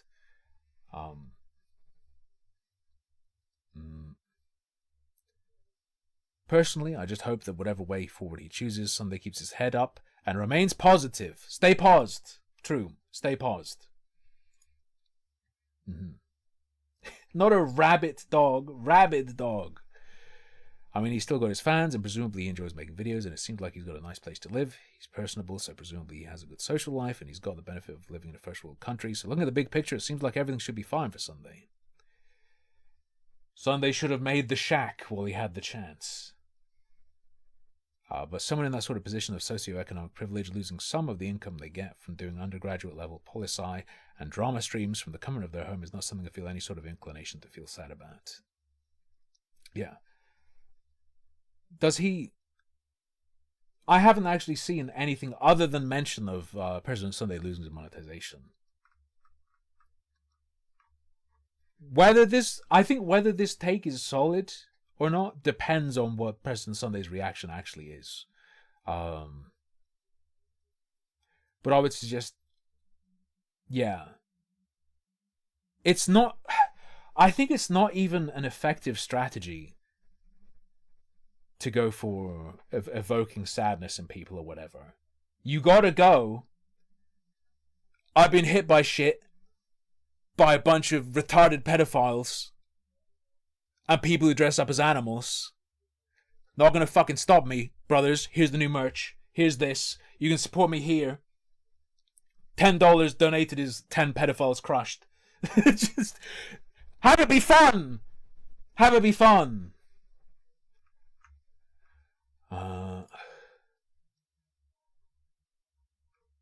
Argument. Oh no, he's doing the thing. He's doing the thing! This is what people don't like to hear. President Sunday says, do you like not pay bills or something? Let me explain some basic economics for you. I'm in my current housing based on established income patterns. in a job market that is plummeting and is about to plummet further. Welcome to self-employment! I know.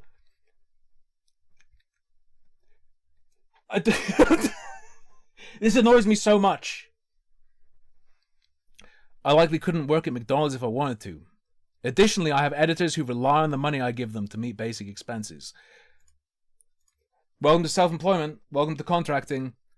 Welcome to being a sole proprietor, so on and so forth.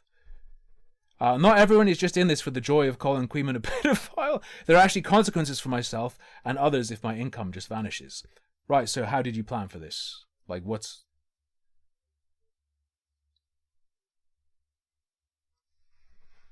Who's the retard? The guy who can get in a situation like this knowing how precarious any form of entertainment job is, regardless of the issues of YouTube, or the guy who says, I don't really feel sorry for it. I don't really feel sad about this. I don't know.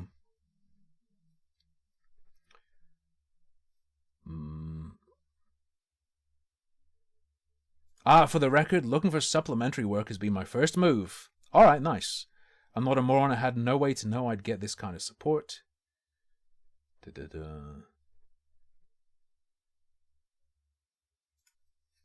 They hate this. Card. You're gonna get so much hate. It's true, but they hate it. YouTubers hate this more than fucking anything.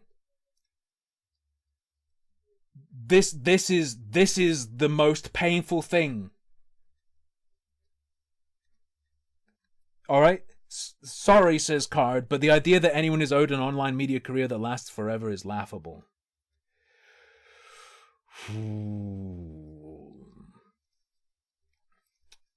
President Sunday says, though, nobody said anything about being owed an online career.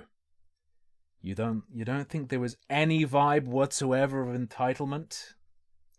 And regardless of whatever your country's economy is doing right now, you can't expect that anyone should feel any sympathy just because you've been knocked down from your position of relative luxury to the same level normal folks are already at. No one is saying you should be left destitute and lying in the gutter, but hopefully you'll have saved up enough over the time you've been fruitfully doing YouTube that it can tide you over until you find something else. At the end of the day, making YouTube videos is a hobby. This is old school internet. I disagree with this, though. It is what you make it. It is what you do with it. But you have to do it with the understanding of the volatility. The streamer at $10 Superberry.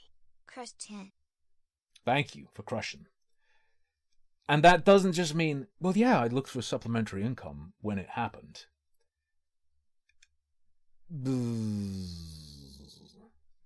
But you can pursue anything professionally. But not only do you have to understand how risky that is, you have to understand that other people understand it. And while President Sunday understands the risks ostensibly, and has stated that he's taking steps to deal with it, it does appear that he's, at the very least on some level, taking issue with Card's statement that he doesn't feel sorry for him. No one should feel sorry for you. And it is from that comes the sense of there being some kind of entitlement there. It's also just not cool. Like, it's not... how should I explain? People don't like sad people. just be awesome. As the content creation being a hobby and not a career, what an asinine statement. If I do something for the purpose of income, it brings that income and I build my material existence around it and employ people, then that's my job. No. No.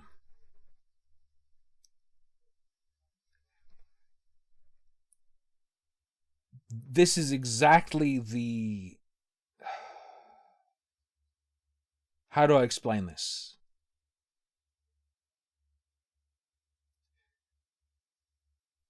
This is exactly the rhetoric of entitlement. you're not losing a job. If one of your entrepreneurial pursuits collapses, that's not the same as losing a job. Nobody is demanding your sympathy. This post is simply out of touch and screams resentment. Firstly, says Card, you're implicitly saying you want to have an online media career. You're treating this demonetization like it's a horrible tragedy. You'll desperately ask people to save you from the consequences of by bailing you out through Patreon and so on. What you got to do is make giving you money fun and cool. That's what you got to do. I don't know that President Sunday's not doing that though. Again, to be fair, I've only seen President Sunday's comment under this. I know there's like a further post though. Some Hello further there. other stuff. It's a gig, not a job. Yeah, more like that. More like that. More like that.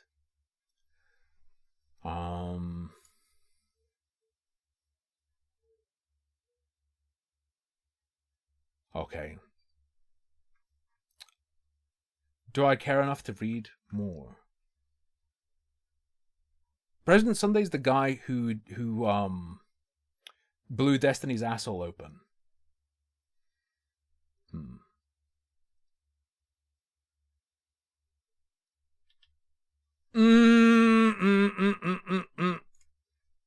President Sunday says, man, this guy actually sucks.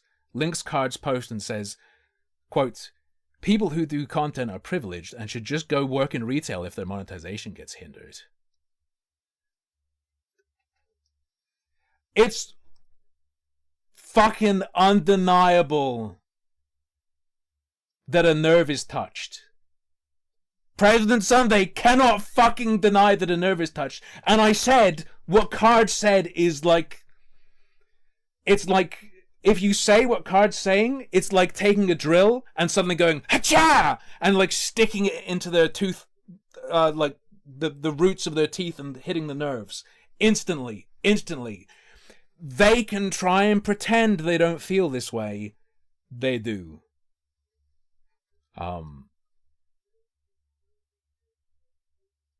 Comment is fine, but nowhere did I tell people that their future depends on my channel staying afloat.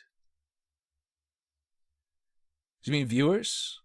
I don't know if Sunday did that. A lot of people pull that shit though, where they're like, we need to be the resistance. I don't think Sunday would have done that. He did try and argue that his editors rely on him, but I think that's unrelated to this. I make content people like, and I need their help to keep it going, since the measures under my control to sustain it have been temporarily disrupted. Don't even frame it like that. Don't even frame it like that! Be like, hey, I got fucked over, but it doesn't matter. Here's what we're gonna do. Make people want to give you money because it's cool. Always. Only do that. Only do that. Ever. And then a bunch of other people from there. Whatever. Shall we look at the fats now? I say the fats. There's 1 mega fat. 1 giga fat. We'll see if this is interesting. This looks edited or like she's in a fat suit, but I believe I have seen footage of this individual.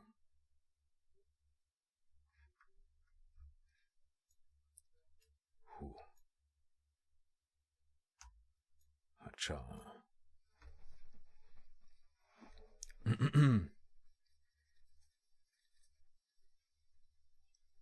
Like, or maybe look at it like this.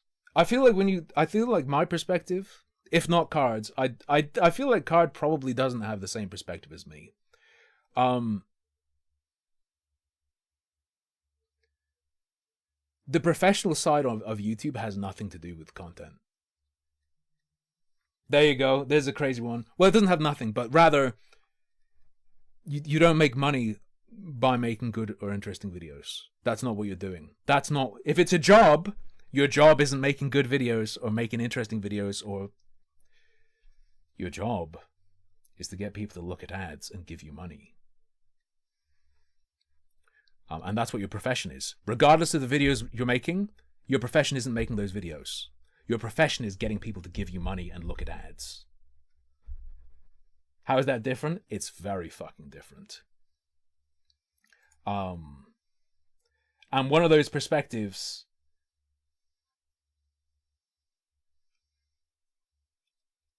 leads to a big old collection of delusions. And is very likely to lead to entitlement.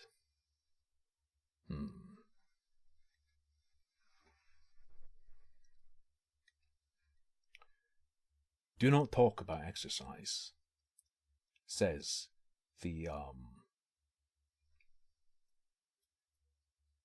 thumbnail. Presumably a quote of this person. Who knows? Entirely different, like, mental construct? Yes.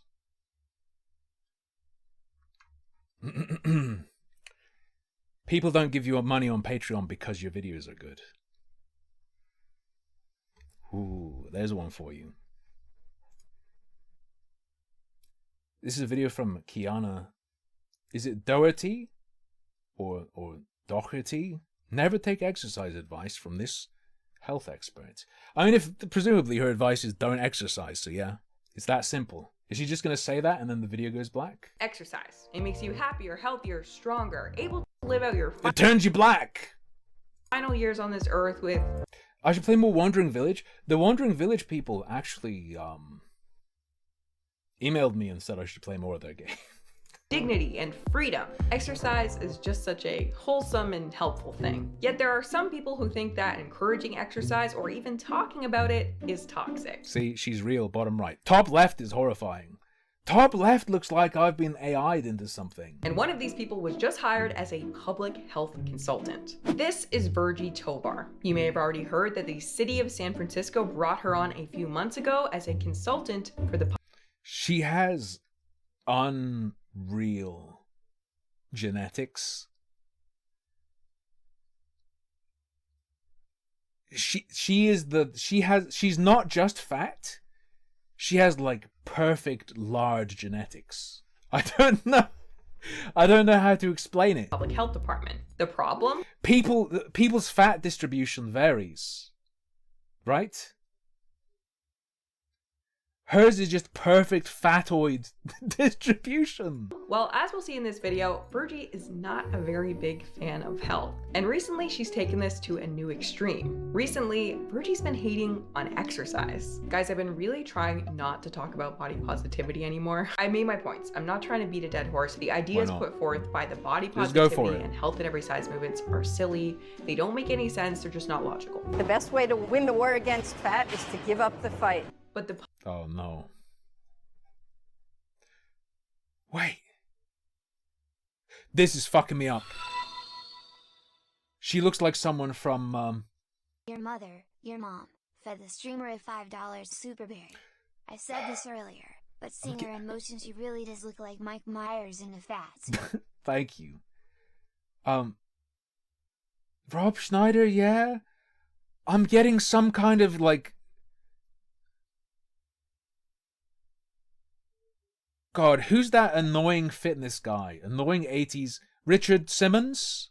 Richard Simmons cross Todd Howard. Oh, Bobby Kotick! Bobby Kotick, 100%. This is Bobby Kotick. This is Bobby Kotick. This is fucking me up real bad. This is very Bobby Kotick. This is horrifying. That is terrifying. public health department thing caught my eye and made me wonder, what's Virgie up to lately? So I go check out her Instagram and I see she has a problem with exercise now. So I'm like, fine, we're making the video. So I guess today we're catching up with Virgie's fresh takes on exercise, health, and weight loss, and childhood obesity. Virgie was actually recently on Dr. Phil, and that's a large amount of what they discussed.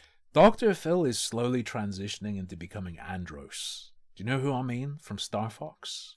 Does anybody disagree that we stop childhood obesity? Do you disagree with that? I mean, I just think that it's a very big phrase, right? Like at the end of the day, right? Yeah. An obese phrase even. Body diversity is a real thing. There are naturally bigger people. There Yeah, but not naturally 600 pounds. are naturally smaller people. So yeah. But first up, a very brief overview of her new job. You may already know who Virgie is, you may not, but Virgie Tovar is a prominent, quote-unquote, fat activist who recently accepted a new job. The San Francisco Department of Health's new weight czar has gone viral for her proclamation that no one has to be healthy. What is your...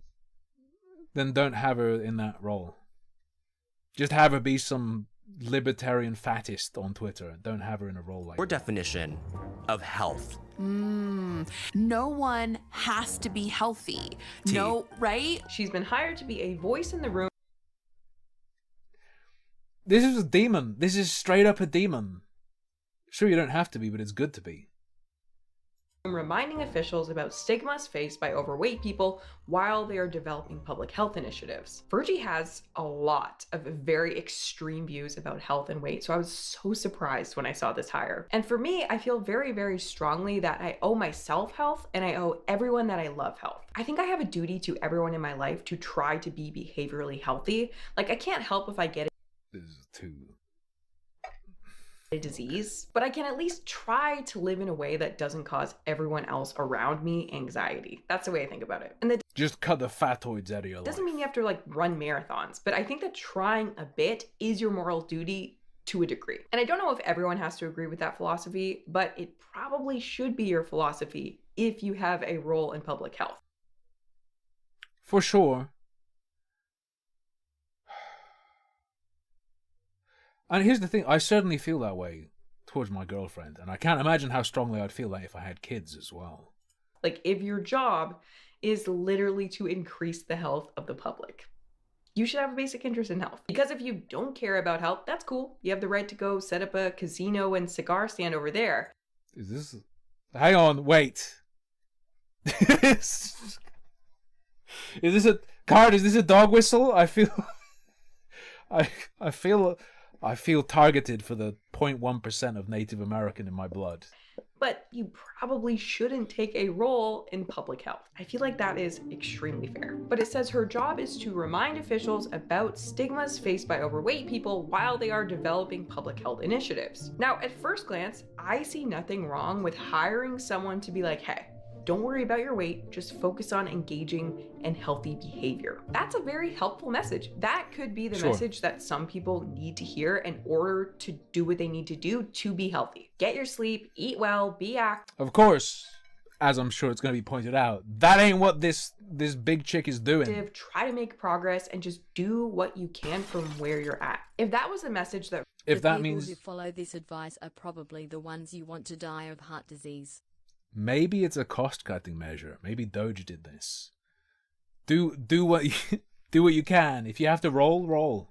Virgie was hired to promote, I see that as a positive thing, even if I don't agree with the rest of her ideas. But when I looked into it, Virgie's opinion actually seems to be the opposite of that. And nowhere is that more clear than her ideas surrounding exercise. So let's go take a look at her Instagram. Let's start first with this Instagram post. Virgie recently conducted a weight bias training to a group of government workers. And this training included the following 4 tips. Ending weight/food bias at work. Helping to decrease stigma around food and bodies at work means doing less of these 4 things. Number 1, talk less or not at all about how you or others eat at work. Okay, this dang old stinky onion sandwich, get out of here. This is already a pretty big ask of your coworkers, I think. Obviously by this, Virgie really means don't talk about being really fat feels horrible. I was really fat. Feels real bad. Your diet. Do not talk about keto, paleo, carnivore, veganism, calorie counting, protein consumption, sugar reduction, or any other way that suggests that you are moderating what you consume, which is a major double standard because let's be real here. What would Virgie's opinion be if Nancy from accounting brought cake to the office? It's so rich. You know that talking about that office cake would be completely fine and perhaps encouraged. Well, unless someone asked for the smaller slice. CRF. Stop.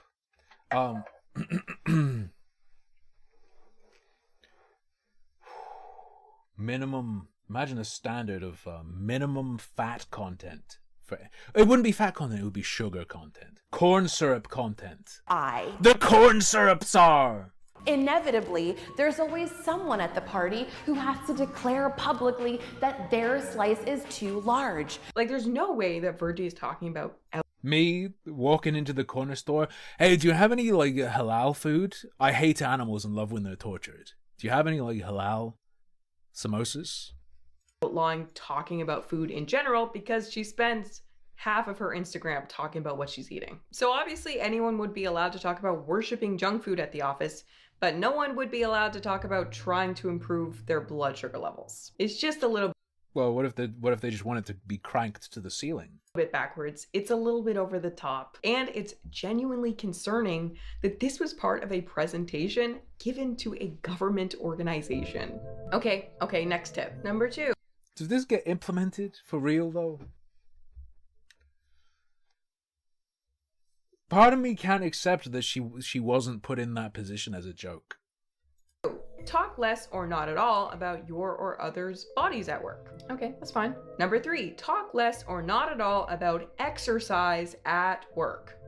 So this is why I wanted to make this video. Every single person should be annoyed about this. There just ain't no way you're telling people not to talk about exercise at work. First off, that's like saying you can't talk about the weather if the weather made your health better in every single way. Exercise Pretty normal, especially for people who do exercise. Oh, I was just at the gym this morning. Oh, I'm going to the gym after work. Blah. Exercise is just so unproblematic. It is literally one of the most health promoting behaviors of all time. Depending on who you ask, sleep might be number 1, but exercise is right up there with it. Regardless of body weight, if you exercise a few times a week, really exercise, even if you don't lose a pound of fat, you will be a way healthier human being. Even if you don't lose a pound of fat, your legs will really hurt. Weight loss is hard and not everyone will achieve it, but if everyone just committed to exercise, it would be an absolute game changer health-wise. And if someone is You will literally feel way better. being hired to represent Just walking. She says like really exercise. Brings to mind maybe pumping iron. Just walk a bit. If you don't walk a fair amount, and you start walking a fair amount, you will feel a million times better. overweight people in the room and not pushing this message, it's just silly. A health expert discouraging discussion of exercise should not exist. But wait, maybe I have it wrong. Maybe Virgie is encouraging people to exercise. She recently held a Reclaiming Movement After Diet Culture workshop. My heart is so full after hosting the Reclaiming Movement After Diet Culture workshop today. Fat phobia, diet culture, and toxic fitness culture try to convince us that there is a line between legitimate exercise and illegitimate She's not running anywhere. Not even to get the last piece of pizza, movement. please. Everything else we do all the time, like laugh, breathe, cry, Fur children mentioned. hug our pals, run to get the last slice of pizza, make tea, bend over to give our fur children a pet, have sex, exist, etc., etc. Okay, well, there is a If you like existing, exercise helps a lot. line. There's a distinction between running to get the last slice of pizza and exercising. But I think what's even more concerning is not only Here's something. Okay, was I that size? Oh no, fuck, I wasn't that big. I was pretty big though.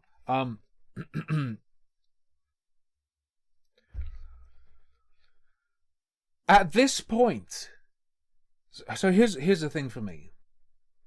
With the rates of obesity, hasn't everyone had at least one person they knew or cared about or who mattered or was relevant to their life die early, with obesity clearly being a contributing factor?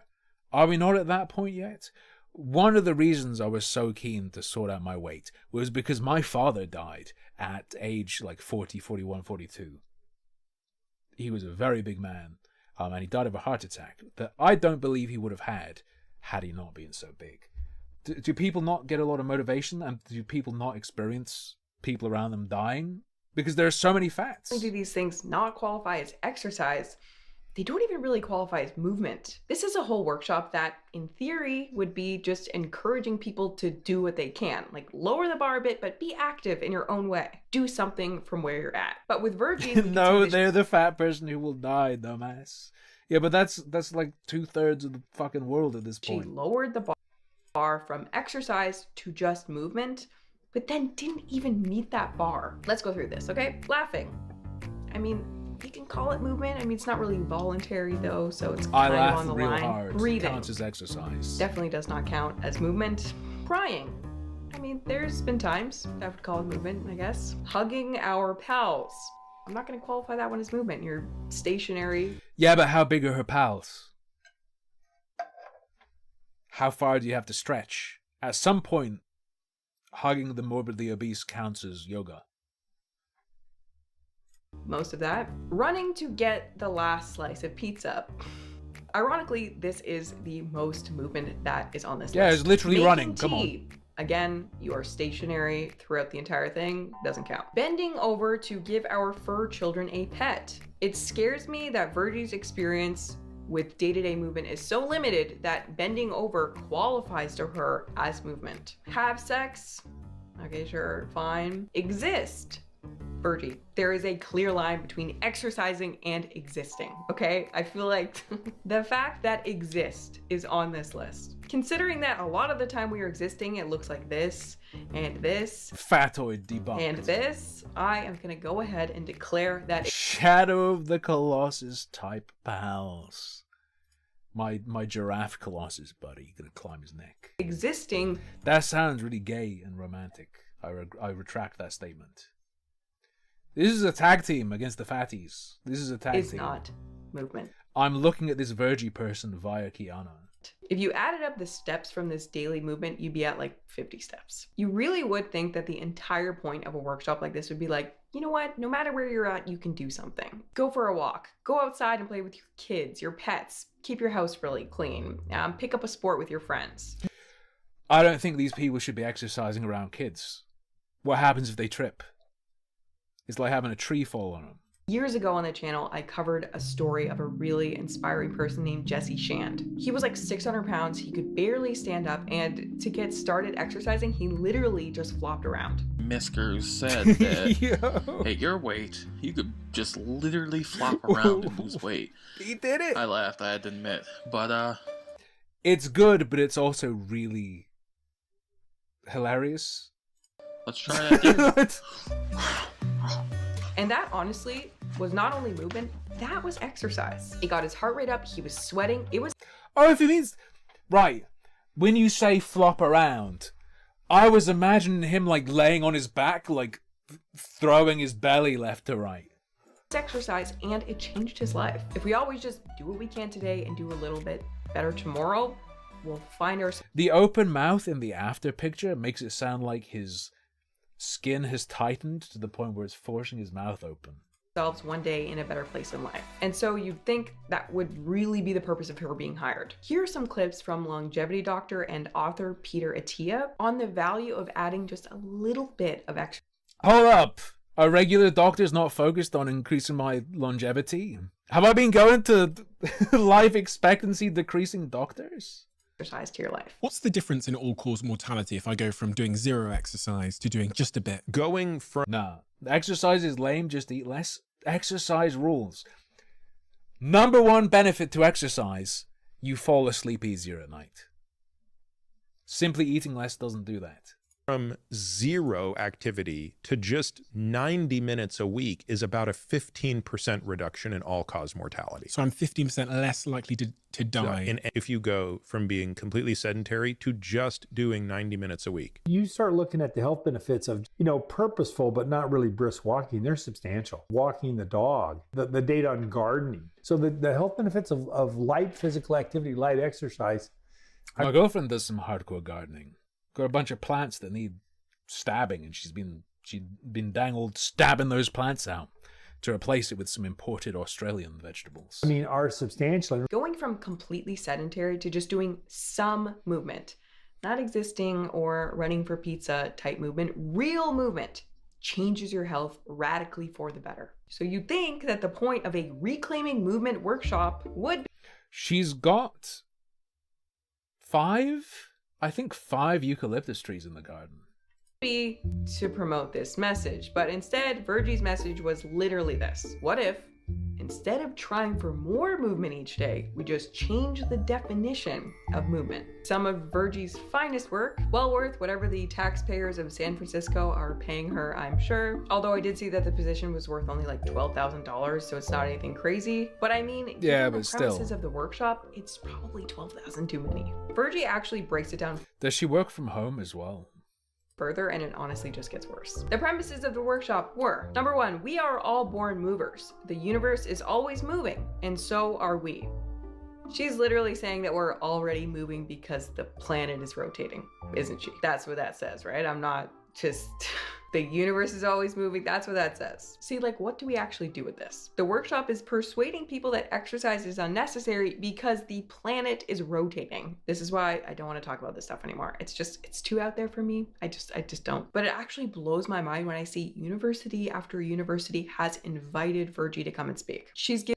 Yeah, they're tortured freak eucalyptus. She keeps them in air pots. Yeah, like she's saying in the Twitch chat. Given multiple speeches at Berkeley, a well-respected American university. And it actually kind of messes with your head a bit. You're like, am I missing something here? Or is what this person's saying actually not making any sense? Exercise is the rendering of movement into productivity and outcome. Usually that outcome is modification and disciplining of the body. A way of claiming the body as your responsibility rather than the responsibility of the collective. I don't think about it in terms of responsibility. It's a way of getting something I want. Exercise is a construction that is designed to generate blame, and that is why it can feel so loaded, so awful, even though it's just 1 foot here, 1 foot there, one arm here and one arm there. Right, this person's really absolutely just totally mind raped. I don't know where to start.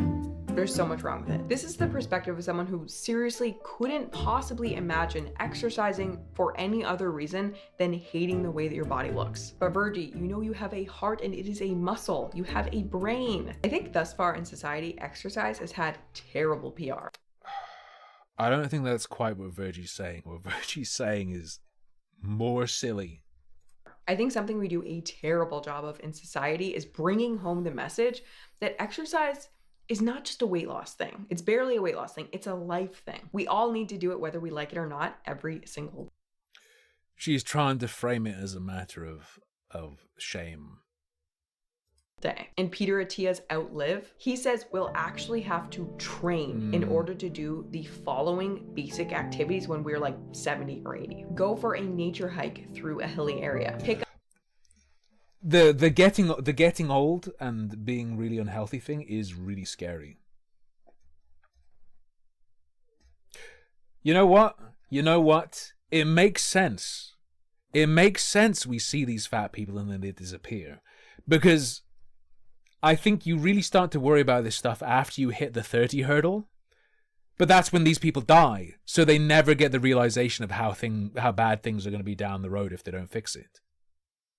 They don't get over that hurdle and have to face that and think about that. Up a grandchild, carry in your own groceries, lift a suitcase into an overhead compartment on an airplane, open a jar, have sex, climb stairs without assistance. Isn't that insane? We won't be able to do any of that basic stuff if we don't train for it. In other words, at the time when most people get to retire, Despite Virgie, we're going to make all the cities walkable cities, but the walking is mandatory. they will have zero quality of life if they don't train for it. And if you're They're going to be death march cities. very overweight or obese, which is Virgie's audience, it's who she's been hired to represent, you're actually going to need to exercise even more to account for this. And I know a lot of people aren't motivated by who they'll be when they're older. But if you also just want to be your best self in general, like today, exercise is inseparable from this. If you want to have your best brain today, you need to exercise today. I was actually reading this other book, Spark, about the benefits of exercise. There's a school in America that has these students exercising first thing in the morning, but like it's one of their classes, and they're doing really hard exercise, and they're finding that the kids that are taking this class first thing in the morning are crushing the rest of the day. I'll do a video on this book in the future. It's actually wild. And it's really the same with healthy eating too, though. If you want to have your best day today, not to mention when you're old, you got to eat healthy. I had a KFC Mighty Bucket for one today, and that's just my food for today. Healthy today. Mood, energy, memory, learning. Just at about 1 p.m. I ate a KFC Mighty Bucket. Just general like quickness and zippiness of your brain. That is all governed by movement and food and other stuff, but those are important. So yeah, Virgie, f*** off. Like, if you have a problem with the entire concept of exercise, it's fair to not like it, okay? But if you hate it this much, you have to do some inner work, and you probably should not hold a position in public health Probably, of any kind. definitely. Like, hating on Definitely exercise should not. because of your experience with diet culture is like hating on vegetables. Oh yeah, that's right. Virgie and her friends did a whole skit hating on vegetables too. Die, Kale, die! Like hating on vegetables? Why not hating on vegetables because something? You have to complete the analogy for the bit. Thank you for the gift, Syphilis. You vegetables! Die, veggie scum! Look at what we can do when we work together to vanquish patriarchy! I mean vegetables. Not only that, but Virgie has had some really terrible takes on childhood obesity recently too. And I can't show you too much of their conversation because Well, Creepy Psychopath says, how the fuck can fat people hate on veggies?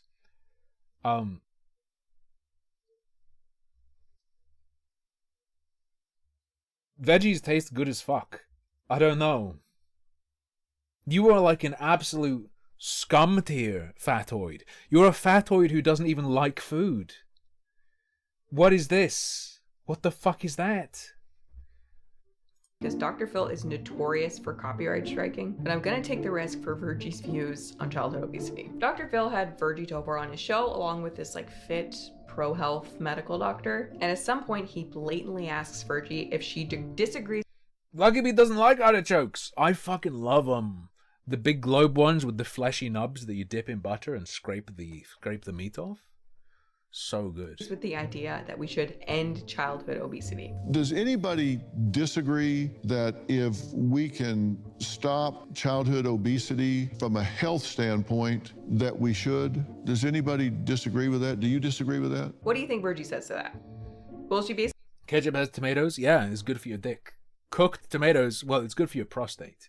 Basically just flat out refuses to answer the question, just kind of stutters. I just think that it's a very big phrase. Right? Like, at the end of the day, right, long-term dieting sets people up to gain weight over time. Nobody said anything about dieting. So Dr. Phil straight up asks her, if you could push a magic button and end childhood obesity, knowing all the health and life problems that it causes, would you do it? If you can push a button and keep a child from experiencing obesity, that's not what...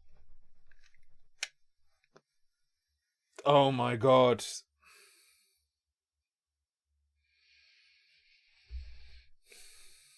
And we know for sure she ate breakfast this morning as well.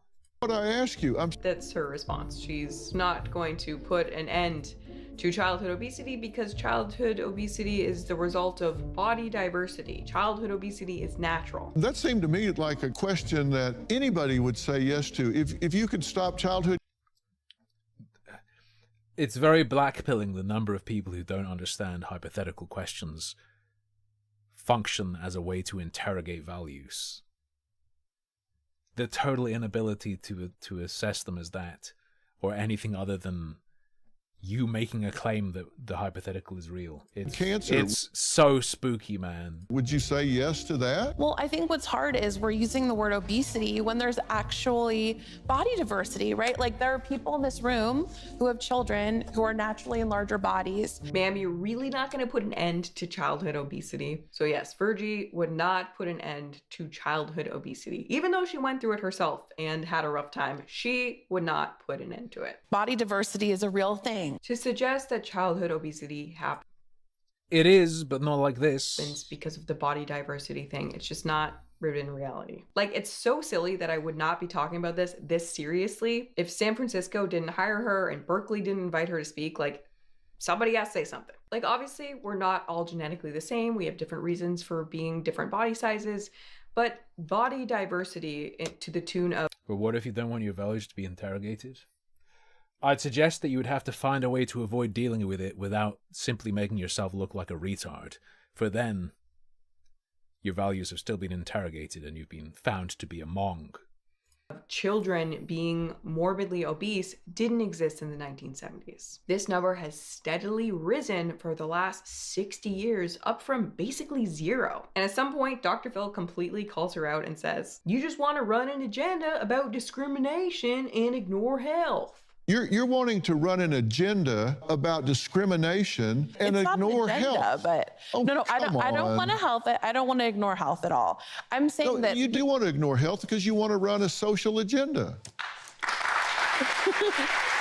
And finally, if you need any Fuck other me. evidence that Virgie probably shouldn't hold any sort of role in public health, even if it's only for $12,000, I present you this article. So I found this article on her old blog where she discusses interrupting an obesity research conference. Her and her friends ran in. Bro, all the scientists there were losing their minds. The ultimate test subject came running in and drew attention to herself. They're gonna put her in a fucking cage. To a meeting of researchers and scientists discussing improving the obesity epidemic and interrupted the whole thing by playing music and yelling, "Correlation isn't causation." And then Virgie was escorted out by a woman who said, "Shame on you" to her, to which Isn't, I think, the most Reddit disease is where people have taken... There are absolutely brain-shattered people online who have taken correlation not equaling causation to mean correlation is evidence of non-causation. Virgie thought, "If shame belongs anywhere," I thought, "it belongs to the people who are at this conference, not us." You mean the scientists trying to help people with obesity? Virgie's thinking is so obviously flawed that at some point on the show, even a 14-year-old clapped. Like, they don't think about it. They'll see an example of two things that are correlated and someone presenting that. And the correlation does not equal causation meme triggers in their brains so hard that they believe the opposite must be true based on seeing a correlation. It's wild. Not the same thing. Race and the size of your body are just not the same thing. So yeah, I hope you guys enjoyed this video about a person who quite literally disowns the entire idea of health being hired to a public health position. Hell Thank yeah. you guys so much for watching, and I'll see you in the next one. So I don't like this Virgie person, but if she decided to go,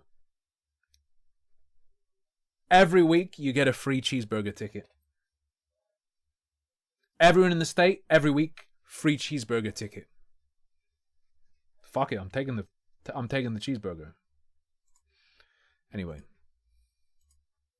that's my suggestion for her future strategy. Ladies and gents, that's going to be all for tonight. I'll see ya tomorrow. The big M, the big Monday. Until then, though, thank you very much for your viewership, companionship, incredible generosity. Good night, sleep tight. Don't let the mighty breakfast-eating blob bite.